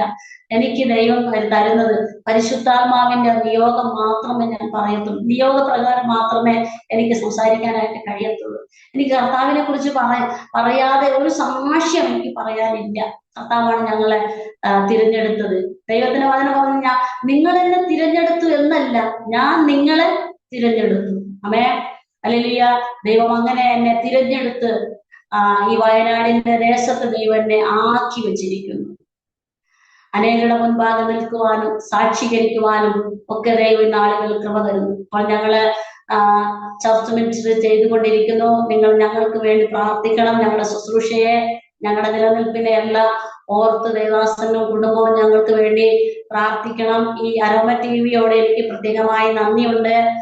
എനിക്കിങ്ങനെ കടന്നു വന്ന് കർത്താവിനെ കുറിച്ച് സാക്ഷീകരിക്കുവാൻ ദൈവം എനിക്ക് അവസരങ്ങൾ തന്ന വിധത്തിനായി ഞാൻ ദൈവത്തെ സ്തുതിക്കുന്നു. ഇന്നൊരു അവസരം ദൈവം ദാനമായി തന്നല്ലോ. ആദ്യമായിട്ടാണ് ഞാൻ ഇങ്ങനെ ഇരുന്ന് സാക്ഷ്യം പറയുന്നത്. കർത്താവിന്റെ ദാസൻ ഇങ്ങനെ പറയുവാനായിട്ട്, ഒരു പ്രസംഗിക്കുമ്പോൾ, ശുശ്രൂഷിക്കുമ്പോൾ നമ്മുടെ അനുഭവ സാക്ഷ്യങ്ങൾ അല്പസമയം മാത്രം പറയും. അങ്ങനെ പറഞ്ഞ് ഞാൻ പഠിച്ചുപോയി. അങ്ങനെ കുറച്ച് പറഞ്ഞ് പഠിച്ചുപോയി. അങ്ങനെ എന്റെ അനുഭവങ്ങളെല്ലാം മറന്നുപോയ ഒരു അനുഭവമായി മാറി. പിന്നീട് ഞാൻ പുതിയൊരു ജീവിതം ആരംഭിച്ചത് കൊണ്ട് എന്റെ പഴയതെല്ലാം എനിക്ക് ഓർമ്മപ്പെടുത്തുവാൻ ഒത്തിരി ബുദ്ധിമുട്ടുണ്ട്. ദേവാസനം ഇങ്ങനെ ഓർപ്പിച്ച് പ്രാർത്ഥിച്ചിട്ട് എല്ലാം ഒരുങ്ങി സാക്ഷ്യം പറയാനായിട്ട് നിൽക്കണം എന്ന് പറയുവാനായിട്ട് ഇടയായി തീർന്നു. അന്ന് മുതലും പ്രാർത്ഥിക്കുവാനായിട്ട് ദൈവം കൃപ നൽകി. എനിക്കും ദൈവദാസന്റെ മുൻപാകെ ദൈവവചനം ദൈവം തന്ന ആ സാക്ഷ്യങ്ങൾ എനിക്ക് പങ്കുവെക്കുവാൻ ദൈവം എനിക്ക് ഒരുക്കി തന്ന നന്മകൾക്കായി ഞാൻ ദൈവത്തെ സ്തുതിക്കുന്നു. ഇന്ന് വിവിധ നിലകളിലൂടെ കർത്താവ് എന്നെ നടത്തുന്നു. അനേക സ്ഥലങ്ങളിൽ കടന്നു പോകാനായിട്ട് ദൈവം വഴിയൊരുക്കി. പല സഭകളിലും എനിക്ക് പ്രാർത്ഥിക്കുവാനായിട്ട് ദൈവം ഒരുക്കി. അനേക ദൈവസഭകളിലെ ദൈവമക്കളുടെ കൂടെ ഇരുന്ന് എനിക്ക് ചില മീറ്റിങ്ങുകളിലൊക്കെ എനിക്ക് പങ്കെടുക്കുവാനായിട്ട് ദൈവം ഇടയാക്കി. അന്നേരം എനിക്ക് മനസ്സിലായി, ദൈവത്തിന്റെ വചനം പറയുന്നു, അക്ഷരത്തിന്റെ ശുശ്രൂഷയല്ല ആത്മാവിന്റെ ശുശ്രൂഷയത്രേ. അക്ഷരം കൊല്ലുന്നു, ആത്മാവ് ജീവിപ്പിക്കുന്നു. ആത്മാവാ ദൈവം എന്നെ ഇത്ര കാലം വരെ എനിക്ക് ജീവിപ്പിക്കാനായിട്ട് ദൈവം കൃപ തന്നത്. തെറ്റിപ്പോയ സാഹചര്യത്തിനകത്ത്, കൈവിട്ടുപോയ സാഹചര്യത്തിന്റെ അകത്ത് എല്ലാം ദൈവം എന്ത് ചെയ്തു? എന്നെ നിലനിർത്തുവാനായിട്ട് ദൈവം ഇടയാക്കി. ഹല്ലേലൂയ, സ്തോത്രം. അതുകൊണ്ട് എനിക്ക് വളരെ സന്തോഷമുണ്ട് ഇന്ന് പകൽക്കാലം നിങ്ങളുടെ കൂടെ എനിക്ക് കടന്നു വരുവാനായിട്ട് ഇടയായി തീർന്നത്. എന്റെ ദൈവം എനിക്ക് തന്നിരിക്കുന്ന ഒരു അനുഭവമാണ് ഞങ്ങളുടെ മുൻപാകെ പങ്കുവെച്ചത്. ഇന്ന് എനിക്ക് പറയുവാനുള്ളത് ദൈവവചനത്തിലെ എബ്രായ ലേഖനത്തിൽ ഇപ്രകാരം പറയുന്നു. അതിന്റെ 10-ാം വാക്യത്തിന്റെ 35-ാം വാക്യത്തിലൂടെ പറയുന്നല്ലോ, നിങ്ങളുടെ അതുകൊണ്ട് മഹാ പ്രതിഫലമുള്ള നിങ്ങളുടെ ധൈര്യം തള്ളിക്കളയരുത്. ദൈവ ഇഷ്ടം ചെയ്ത് വാഗ്ദത്തം പ്രാപിപ്പീൻ. ആമേൻ. ഇല്ലേ സ്വത്ര ദൈവ ഇഷ്ടം ചെയ്ത് വാഗ്ദത്തം പ്രാപിക്കണം. എന്താണ് വാഗ്ദത്തം? ആമേൻ. അല്ലേലൂയ. ആ വാഗ്ദത്തത്തെ കുറിച്ച് എനിക്ക് പഠിക്കുവാൻ, അതിനെക്കുറിച്ച് ചിന്തിക്കുവാനൊക്കെ ഇടയായിത്തീർന്നു. ലോകത്തിലുള്ള വാഗ്ദത്തമല്ല, നിത്യത്തിലേക്കുള്ള വാഗ്ദത്തം പ്രാപിപ്പാൻ സ്വർഗത്തിലെ ദൈവം എന്നെയും ഒരുക്കട്ടെ. എന്റെ അനുഭവങ്ങളെ നിങ്ങളോട് പങ്കുവെക്കുവാനായിട്ട് സ്വർഗത്തിലെ ദൈവം എനിക്കൊരു അവസരങ്ങളെ തന്നു. അതിനായിട്ട് ഞാൻ നന്ദി പറയുന്നു. പ്രത്യേകമായി ദൈവദാസനോടും അരോമ ടിവിയോടുമുള്ള പ്രത്യേകമായ നന്ദിയും സ്നേഹവും അറിയിച്ചുകൊണ്ട് ഞാൻ ദൈവസന്നിധിയിൽ താഴെയിരിക്കുന്നു. ദൈവം നിങ്ങളെ ധാരാളമായി അനുഗ്രഹിക്കട്ടെ. ആമേൻ. ആമേൻ. ആമേൻ. ഞാൻ ഓർക്കുകയായിരുന്നു, തിരഞ്ഞെടുത്ത് ആ വ്യക്തിയെ കർത്താവിന് വേണ്ടി ഉപയോഗിക്കുന്നതും നിർത്തുന്നതും ആ വ്യക്തിയുടെ ക്വാളിഫിക്കേഷൻ അഥവാ വിദ്യാഭ്യാസം നോക്കിയിട്ടല്ല, സൗന്ദര്യം നോക്കിയിട്ടല്ല, കുടുംബശ്രേഷ്ഠത നോക്കിയിട്ടല്ല, കുലം നോക്കിയിട്ടല്ല, ജാതി നോക്കിയിട്ടല്ല, മതം നോക്കിയിട്ടല്ല, ഭാഷ നോക്കിയിട്ടല്ല, ആളിൻ്റെ വലിപ്പച്ചെറുപ്പം നോക്കിയിട്ടല്ല. ഇതെല്ലാം പുറമേ നിന്ന് നോക്കുന്നത് മനുഷ്യനാണ്. ആ മനുഷ്യൻ്റെ സ്ഥാപനത്തിൽ ജോലി ചെയ്യുവാൻ വേണ്ടിയിട്ട്, ഒരു വ്യക്തിയുടെ സ്ഥാപനത്തിൽ ജോലി ചെയ്യാൻ വേണ്ടിയിട്ട് ആ വ്യക്തിക്ക് ചില യോഗ്യതകൾ ആവശ്യമാണ്. എന്നാൽ കർത്താവിൻ്റെ രാജ്യത്ത്, കർത്താവിൻ്റെ മുന്തിരിത്തോട്ടത്തിൽ കർത്താവിനോട് ചേർന്ന് നിൽക്കുവാൻ കർത്താവ് തിരഞ്ഞെടുക്കുന്നവരുടെ യോഗ്യതയെന്ന് പറയുന്നത് 0, വട്ടപൂജ്യം, 0. ആമേൻ. കുലഹീനവും നികൃഷ്ടവും ബലഹീനവും അതുപോലെ സമൂഹത്തിൽ ഏറ്റവും തള്ളപ്പെട്ടതുമായ വ്യക്തികളെയും സാഹചര്യങ്ങളെയും വസ്തുക്കളെയും ദൈവം എടുത്ത് ഉപയോഗിക്കും.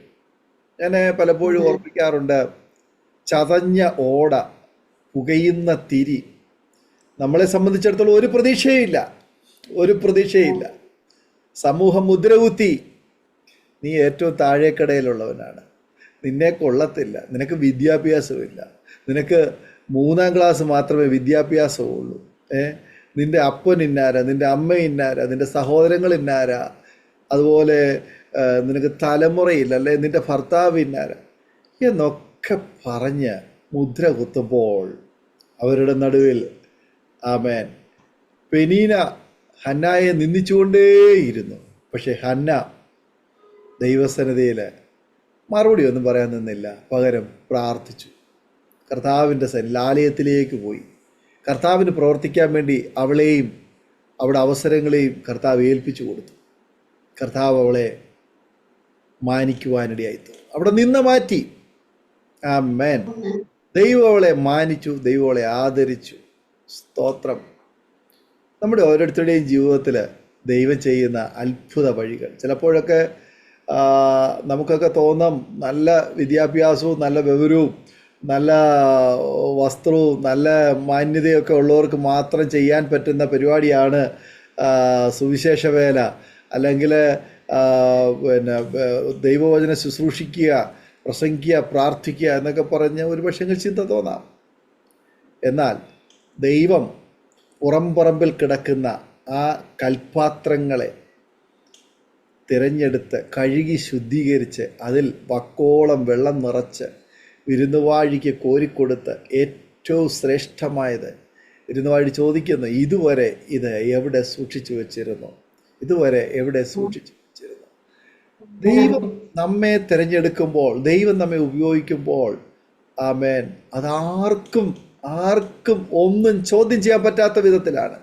ഞാൻ ശ്രദ്ധിക്കുകയായിരുന്നു, ഈ അരോമ ടിവിയുടെ ഈ ചാനലിൽ 100 കണക്കിന് പ്രിയപ്പെട്ടവർ വന്ന് ഇതിനോടകം അവരുടെ ജീവിതാനുഭവവും സാക്ഷ്യവും പങ്കുവച്ചു. അതിൽ ഏറിയ പങ്ക് ആളുകൾ നല്ല വിദ്യാഭ്യാസവും നല്ല പരിചയസമ്പന്നരുമായ ആളുകൾ ഇവിടെ വന്ന് സാക്ഷ്യം പറഞ്ഞിട്ടുണ്ട്. പക്ഷേ അവരുടെയൊക്കെ സാക്ഷ്യത്തിനകത്ത് ഒരുപാട് ഭാഗങ്ങൾ തെറ്റുകൾ സംഭവിച്ചിട്ടുണ്ട്. അത് ഒക്കെ ഞങ്ങൾ തിരുത്തിയിട്ടാണ് നമ്മുടെ ചാനലിൽ നമ്മൾ അപ്ലോഡ് ചെയ്യുക. എന്നാൽ കർത്താവിൻ്റെ ദാസി ജാനു പാലൻ ഇത്രയും സമയം സാക്ഷ്യം പറഞ്ഞപ്പോൾ ഞാൻ ശ്രദ്ധിച്ചു, ഒരു തെറ്റ് പോലും വരുത്താതെ വളരെ ഭംഗിയായി ശ്രദ്ധയോടെ അടുക്കോടെ നല്ല നിലയിൽ ജീവിതത്തിലെ അനുഭവങ്ങൾ ഓരോന്നോരോന്നായി ദൈവനാമ മഹത്വത്തിന് വേണ്ടി പറയുവാൻ കൃപ ചെയ്തു. അത് മറ്റൊന്നുമല്ല, അത് ദൈവത്തിൻ്റെ മഹാകൃപയാണ്. സ്തോത്രം, സ്തോത്രം. പിന്നെ കർത്താവിൻ്റെ ദാസി ഓർപ്പിച്ച ഒരു കാര്യം, ശ്രദ്ധേയമായൊരു കാര്യം ആ പൊതുവിൽ ഞാനങ്ങ് പറയുക. നമുക്ക് പലപ്പോഴും കർത്താവിൻ്റെ വേലയുള്ള ബന്ധത്തിലോ മീറ്റിങ്ങുകളിലോ മറ്റ് പൊതുവേദികളിലോ ഒക്കെ സാക്ഷ്യം പറയാൻ കിട്ടുന്നത് കേവലം ചുരുക്കം മിനിറ്റുകൾ മാത്രമാണ്. ഈ ആയുസ്സിൽ മുഴുവനും ദൈവം ചെയ്ത ഉപകാരങ്ങളും നടത്തിയ വഴികളെക്കുറിച്ചും ദൈവീയ വിടുതലുകളെക്കുറിച്ചും ദൈവം ചെയ്ത അത്ഭുതങ്ങളെ കുറിച്ചും വൻ കാര്യങ്ങളെക്കുറിച്ചും ഒക്കെ 2-3 മിനിറ്റ് കൊണ്ടോ 5 മിനിറ്റ് കൊണ്ടോ പറയാൻ പറ്റില്ല. എന്നാൽ നല്ലൊരു ശതമാനം പ്രിയപ്പെട്ടവരും അങ്ങനെ ആ ഒരു പരിമിതമായ സമയത്തിനുള്ളിൽ അവരുടെ സാക്ഷ്യം പറഞ്ഞ് പലപ്പോഴും അവരുടെ സാക്ഷ്യം പറയുവാൻ അവർ വേദികളില്ലാതെ വിട്ടുപോകുന്ന അനുഭവങ്ങളുണ്ട്. അതുപോലെ ദൈവം ചെയ്ത ഉപകാരങ്ങളെല്ലാം മറന്നു പോകുന്ന അനുഭവങ്ങളുമുണ്ട്. എന്നാൽ അതിന് പകരമായിട്ടാണ് അരോമ TV-യിൽ കടന്നു വരുന്ന പ്രിയപ്പെട്ടവർക്ക് അവരുടെ ജീവിതത്തിലെ അനുഭവങ്ങൾ തുറന്ന് സംസാരിക്കുവാൻ അവസരം ഒരുക്കി കൊടുക്കുന്നത്. അതുകൊണ്ട് ഈ ചാനലിൽ കടന്നു വരുന്ന പ്രിയപ്പെട്ടവരെല്ലാം തന്നെ അവരുടെ ജീവിതാനുഭവം അവർക്ക് ഓർത്ത് പറയുവാൻ പറ്റുന്ന അത്രയും സമയം അവർ പറയുവാൻ ഇടയായി തീർന്നുകൊണ്ടിരിക്കുന്നു. അത് അനേക പ്രിയപ്പെട്ടവർക്ക് കേൾക്കുമ്പോൾ അവരുടെ ജീവിതത്തിലും അനുഗ്രഹമായി തീരുവാൻ കർത്താവ് സഹായിച്ചു കൊണ്ടിരിക്കുന്നു. ഞങ്ങളെ കേൾക്കുന്ന മാന്യപ്രേക്ഷകരെ, നിങ്ങളുടെ ജീവിതത്തിൽ ദൈവം ചെയ്ത ഉപകാരങ്ങൾ 103 സങ്കീർത്തനത്തിൽ നാം ഇങ്ങനെ വായിക്കുന്നു: എൻ മനമേ യഹോവയെ വാഴ്ത്തുക, എൻ്റെ സർവാന്തരംഗം അവൻ്റെ വിശുദ്ധ നാമത്തെ വാഴ്ത്തുക. എൻ മനമേ യഹോവയെ വാഴ്ത്തുക, അവൻ്റെ ഉപകാരങ്ങൾ ഒന്നും മറക്കരുത്. മറക്കരുത് എന്ന് പറയുമ്പോൾ അതിൻ്റെ മറുവശം നമ്മൾ അതിനെ ഓർക്കണം എന്നാണ്. നാം അതിനെ പറയണം. നമ്മൾ ഓർത്ത് ആ കാര്യം ദൈവത്തിൻ്റെ മഹത്വമാവണ്ണം മറ്റുള്ള പ്രിയപ്പെട്ടവരുമായിട്ട് ഷെയർ ചെയ്യുമ്പോൾ ദൈവത്തിൻ്റെ മഹത്വം അതിലൂടെ ദൈവത്തിന് ലഭിക്കുവാൻ ഇടയായിത്തീരും. ദൈവം അതിനെ വേണ്ടി നമ്മളെ ഓരോരുത്തരും ഉപയോഗിക്കുമ്പോൾ നമുക്ക് തരുന്ന അവസരങ്ങൾ നമുക്ക് വിനിയോഗിക്കാം. ദൈവനാമം അതിലൂടെ മഹിമപ്പെടുവാൻ ഇടയായിത്തീരട്ടെ. കർത്താവ് നമ്മെ സഹായിക്കട്ടെ. നമുക്കൊരുമിച്ച് ദൈവത്തിന് സ്തോത്രം ചെയ്യാം, പ്രാർത്ഥിക്കാം. നാം എല്ലാവരും പ്രാർത്ഥിച്ചുകൊണ്ടിരിക്കുമ്പോൾ കർത്താവിൻ്റെ ദാസി സിസ്റ്റർ ജാനു പാലൻ അരോമ TV-യുടെ പ്രേക്ഷകർക്ക് വേണ്ടി ഈ സമയം 1 മിനിറ്റ് ചുരുക്കം വാചകങ്ങൾ ദൈവത്തിൽ പ്രാർത്ഥിപ്പാനിടയായിത്തീരും. കർത്താവ് നമ്മെ സഹായിക്കട്ടെ. കർത്താവിൻ്റെ ദാസി പ്രാർത്ഥിക്കും. നമുക്ക് പ്രാർത്ഥിക്കാം. പരിശുദ്ധനായ ദൈവമേ, സ്വർഗീയ നല്ല പിതാവേ, അനുഗ്രഹിക്കപ്പെട്ട നല്ല സമയത്തിനായി ഞങ്ങളുടെ പാതവിടത്തോട് ഞങ്ങൾ അടുത്തു വരുന്ന പച്ച പല ഭവനങ്ങളില് പല ദേശത്തായിരുന്നു ഞങ്ങൾക്ക് അപ്പന്റെ പാതവിടത്തിൽ ഒരുമിച്ചായിരിക്കാൻ സ്വർഗത്തിലെ ദൈവം ഞങ്ങൾക്ക് ഒരു അവസരങ്ങളെ ദാനമായി തന്നതിനായി ഞങ്ങൾ ദൈവത്തെ സ്തുതിക്കുന്നു, സ്തോത്രം ചെയ്യുന്നു. ഈ സമയം വരെയും അപ്പന്റെ സന്നിധാനത്തില് ഹല്ലേലൂയ കർത്താവ് ഞങ്ങൾക്ക് ഒരുമിച്ചിരുന്ന് ഞങ്ങൾക്ക് ദൈവം തന്നിരിക്കുന്ന അനുഭവങ്ങളെ, സാക്ഷ്യങ്ങളെ, ഞങ്ങളെ കഴിഞ്ഞുപോയ കാലഘട്ടങ്ങളെ എല്ലാം ഞങ്ങൾക്ക് പങ്കുവെക്കുവാൻ സ്വർഗത്തിലെ ദൈവം ഞങ്ങൾക്ക് ഒരു അവസരങ്ങളെ തന്നതിനായി നന്ദി പറയുന്നപ്പ. നന്ദിയോടെ സ്തോത്രം ചെയ്യുന്ന കർത്താവേ, ഹല്ലേലൂയ. എൻ മനമേ യഹോവയെ വാഴ്ത്തുക, അവന്റെ സർവാന്തരംഗം വിശുദ്ധനാമത്തെ വാഴ്ത്തുക. എൻ മനമേ യഹോവയെ വാഴ്ത്തുക, അവന്റെ ഉപകാരങ്ങൾ ഒന്നും മറക്കരുത്. ഓരോ ദിവസങ്ങളിലോ ദൈവം ചെയ്യുന്ന ഉപകാരങ്ങളെ കുറിച്ച് നന്ദിയും കടപ്പാടും ഉള്ളവരായി, ഓർമ്മയുള്ളവരായി തീരുവാൻ സ്വർഗത്തിലെ ദൈവം ഇടയാക്കണമെന്ന് പ്രാർത്ഥിക്കുന്നു. പ്രത്യേകമായി അരോമ TV-യിലെ ഹല്ലേലൂയ പ്രേക്ഷകരെ എല്ലാം ഓർത്ത് ഞങ്ങൾ പ്രാർത്ഥിക്കുന്നു. കർത്താവേ, ഇതിന് നേതൃത്വം നൽകുന്ന കർത്തൃദാസനെയും കുടുംബത്തെ ഓർത്ത് ഞങ്ങൾ പ്രാർത്ഥിക്കുന്നു. അനേകരെ ഹല്ലേലൂയ സ്റ്റേജിലേക്ക് കൊണ്ടുവരുവാൻ കഴിയാതെ അനേകരുടെ സാക്ഷ്യങ്ങൾ മറ്റുള്ളവരോട് പങ്കുവെക്കാൻ കഴിയാതെ അവരുടെ ഹൃദയത്തിനകത്തു തന്നെ ഒതുക്കി വെച്ചിരിക്കുന്ന സാഹചര്യങ്ങളുള്ള പ്രിയപ്പെട്ടവരെ പുറത്തേക്ക് കൊണ്ടുവരുവാൻ ഈ അരോമ ടിവിയിലൂടെ ദേവദാസനെ ഉപയോഗിക്കുന്നല്ലോ. കർത്താവേ, ഇത് വലിയൊരു വിശാലതയിലേക്ക് എത്തട്ടെ, വലിയൊരു അനുഗ്രഹത്തിലേക്ക് എത്തട്ടെ. അനേക ജീവിതങ്ങൾ വെളിച്ചം കണ്ടതുപോലെ കർത്താവേ, ഈ അരോമ ടിവിയിലൂടെ അനേകർ വെളിച്ചം കാണട്ടെ. അവരുടേതായ മറന്നുപോയ അവരുടെ അനുഭവത്തിലേക്ക്, അല്ലെങ്കിൽ അവരുടെ അനുഭവ ജീവിതങ്ങളെ പങ്കുവെക്കുവാൻ പരിശുദ്ധനെ ദൈവം പിന്നെയും ഓരോരുത്തരെയും ഒരുക്കണമെന്ന് ഞങ്ങൾ പ്രാർത്ഥിക്കുന്നു. ദാവിന്റെ ദാസന്റെ ശുശ്രൂഷ ഏറ്റവും അനുഗ്രഹമാകട്ടെ. കുടുംബമായിട്ട് ദൈവം നിലനിർത്തണമേ. നമ്മുടെ ദാസൻ ഇങ്ങനൊരു ദർശനങ്ങളെ, കാഴ്ചപ്പാടുകളെ ദൈവം കൊടുത്തിരിക്കുന്നല്ലോ. അത് വലിയ അനുഗ്രഹമായി മാറുവാൻ സ്വർഗത്തിലെ ദൈവം ഇടയാക്കണമേ എന്ന് ഞങ്ങൾ പ്രാർത്ഥിക്കുന്നു. നമ്മുടെ അഭിഷേകത്തിനെ പിന്നെ ഉപയോഗിക്കണമേ. അനേകരെ അവർക്ക് ഉത്തേജനം പറഞ്ഞു കൊടുത്ത്, ആത്മീയ ഒരു വലിയ ഉറപ്പ് പറഞ്ഞു കൊടുത്ത് നമ്മുടെ ദാസൻ അല്ലെങ്കിൽ അനേകരെ നിലനിർത്തുവാനുള്ള ദൈവകൃപ അധികമായി അവിടുന്ന് പകരുമാറാകണമെന്ന് ഞങ്ങൾ അവിടുത്തോട് പ്രാർത്ഥിക്കുന്നു. പിന്നെയും ഞങ്ങളും അരോമ ടിവിയിൽ എനിക്കൊരു സാക്ഷി പറയുവാൻ അനുവാദം തരുമോ എന്ന് ചോദിക്കുന്ന ഒരു ദിനമായി നാളുകൾ മാറട്ടെ. അതിന്റെ പിൻപിലുള്ള ഒത്തിരി അധ്വാനങ്ങളുണ്ട് കർത്താവ്, അതിൽ ഒത്തിരി കഷ്ടപ്പാടുകളുണ്ട് കർത്താവ്, സാമ്പത്തിക നന്മകൾ അതിന്റെ പിന്നിലുണ്ട് കർത്താവ്. അതെല്ലാം നിന്റെ ദാസന് 100 മടങ്ങായി നിന്റെ മകന് കൊടുക്കണമേ എന്ന് ഞങ്ങൾ പ്രാർത്ഥിക്കുന്നു.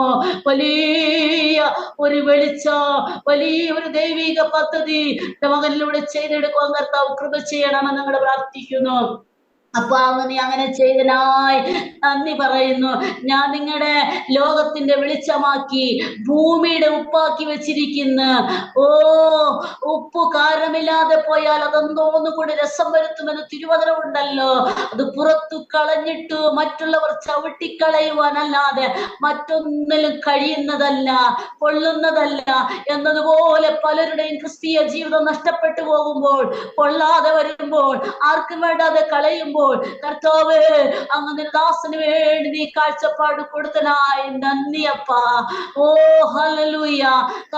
നഷ്ടപ്പെട്ടു പോയ കതിരുകളെ, കാണാതെ കിടക്കുന്ന കതിരുകളെ പെറുക്കിയെടുക്കുന്ന ഒരു അനുഭവമായി മാറുക എന്റെ സ്വർഗത്തിലെ ദൈവം നിന്റെ ദാസനെ പിന്നെ ഇടയാക്കണമെന്ന് ഞങ്ങൾ അവിടുത്തോട് പ്രാർത്ഥിക്കുന്നു. കുടുംബത്തെ അനുഗ്രഹിക്കണമേ. കുടുംബമായി നിന്റെ കുഞ്ഞുങ്ങളെ നിലനിർത്തണമെന്ന് ഞങ്ങൾ പ്രാർത്ഥിക്കുന്നു. ദൈവത്തിന്റെ കരങ്ങളിലേക്ക് ഏൽപ്പിക്കട്ടെ. അടിയനെ താഴ്ത്തി ഏൽപ്പിക്കുന്നു. പ്രാർത്ഥന കേട്ടതിനായി നന്ദി, യേശു ക്രിസ്തുവിന്റെ വിലയേറിയ നാമത്തിൽ തന്നെ. Thank you. വളരെ നന്ദി കർത്താവിൻ്റെ ദാസി സിസ്റ്റർ ജാനു പാലൻ. ഇത്രത്തോളം സമയം അനുഗ്രഹിക്കപ്പെട്ട ജീവിതാനുഭവവും സാക്ഷ്യവും ദൈവം നടത്തിയതായ വിധങ്ങളെക്കുറിച്ചും പങ്കുവയ്ക്കുവാൻ അരോമ ടിവിയിലെ പ്രിയപ്പെട്ടവരോട് ഒരുമിച്ച് സമയം വേർതിരിച്ചതിന് കർത്താവിൻ്റെ ദാസിയോടുള്ളതായ നന്ദി, സ്നേഹം അറിയിക്കുന്നു. ദൈവമായ കർത്താവ് ധാരാളമായി അനുഗ്രഹിക്കുമാറാകട്ടെ. ആമേൻ. അതുപോലെ തന്നെ ഞങ്ങളെ കേട്ടുകൊണ്ടിരുന്ന മാന്യ പ്രേക്ഷകരുള്ളതായ നന്ദി, സ്നേഹം ഞങ്ങൾ അറിയിക്കുന്നു. ഈ സാക്ഷ്യം നിങ്ങൾക്ക് അനുഗ്രഹമായി തീർന്നു നിങ്ങൾ തീർച്ചയായിട്ടും നിങ്ങളുടെ പ്രിയപ്പെട്ടവർക്ക്, സുഹൃത്തുക്കൾക്ക് ഷെയർ ചെയ്ത് കൊടുക്കുക. അവരും കേൾക്കട്ടെ, അനുഗ്രഹിക്കപ്പെടട്ടെ. അതിലൂടെ ദൈവനാമം മഹിമപ്പെടുവാനിടയായിത്തീരും. മാത്രമല്ല നിങ്ങളുടെ വിലയേറിയ അഭിപ്രായങ്ങളും നിർദ്ദേശങ്ങളും താഴെ കമൻറ്റ് ബോക്സിൽ നിങ്ങൾക്ക് രേഖപ്പെടുത്താവുന്നതാണ്. അടുത്ത ഒരു പ്രാർത്ഥനാ വിഷയം നിങ്ങൾക്കുണ്ടെങ്കിൽ തീർച്ചയായിട്ടും സ്ക്രീനിൽ കാണുന്ന വാട്സപ്പ് നമ്പറിൽ ഞങ്ങളെ അറിയിക്കൂ. ഞങ്ങൾ നിങ്ങൾക്ക് വേണ്ടി പ്രാർത്ഥിക്കാം. അനുഗ്രഹിക്കപ്പെട്ട അടുത്തൊരു സാക്ഷ്യവുമായി വീണ്ടും കാണുമ്പോഴേക്കും എല്ലാ പ്രിയപ്പെട്ടവർക്കും good bye. God bless you all. ആമേൻ. ഓർമ്മയുടെ മനോരഥത്തിൽ മായാത്ത ഓർമ്മയ്ക്കായി അരോമ മാട്രിമോണിയിൽ നിന്നും ജീവിത പങ്കാളിയെ കണ്ടെത്തൂ. നിങ്ങൾ ഒരു ക്രിസ്തീയ ജീവിത പങ്കാളിയെ അന്വേഷിക്കുകയാണോ? അതോ മക്കൾക്ക് അനുയോജ്യമായ ഒരു തക്ക തുണയ്ക്ക് വേണ്ടി പ്രാർത്ഥിക്കുന്ന വ്യക്തിയാണോ? എങ്കിൽ അരോമ മാട്രിമോണി നിങ്ങൾക്ക് വേണ്ടിയാണ്. ഇന്നു തന്നെ സൗജന്യമായി രജിസ്റ്റർ ചെയ്യൂ. അരോമ മാട്രിമോണിയുടെ പ്രത്യേകതകൾ: രജിസ്ട്രേഷൻ തികച്ചും സൗജന്യം. ലോകത്തെവിടെയുമുള്ള അനുയോജ്യമായ ക്രിസ്തീയ ജീവിത പങ്കാളിയെ തിരഞ്ഞെടുക്കാം. വിവാഹം നടക്കുന്നതുവരെ സർവീസ് ലഭിക്കുന്നു. ഏറ്റവും ചെറിയ പാക്കേജുകളും തിരഞ്ഞെടുക്കാം. അരോമ മാട്രിമോണി നിങ്ങൾക്കായി ഒരുക്കുന്നു വിവാഹം പരമാനന്ദം. Email aroma matrimony2020@gmail.com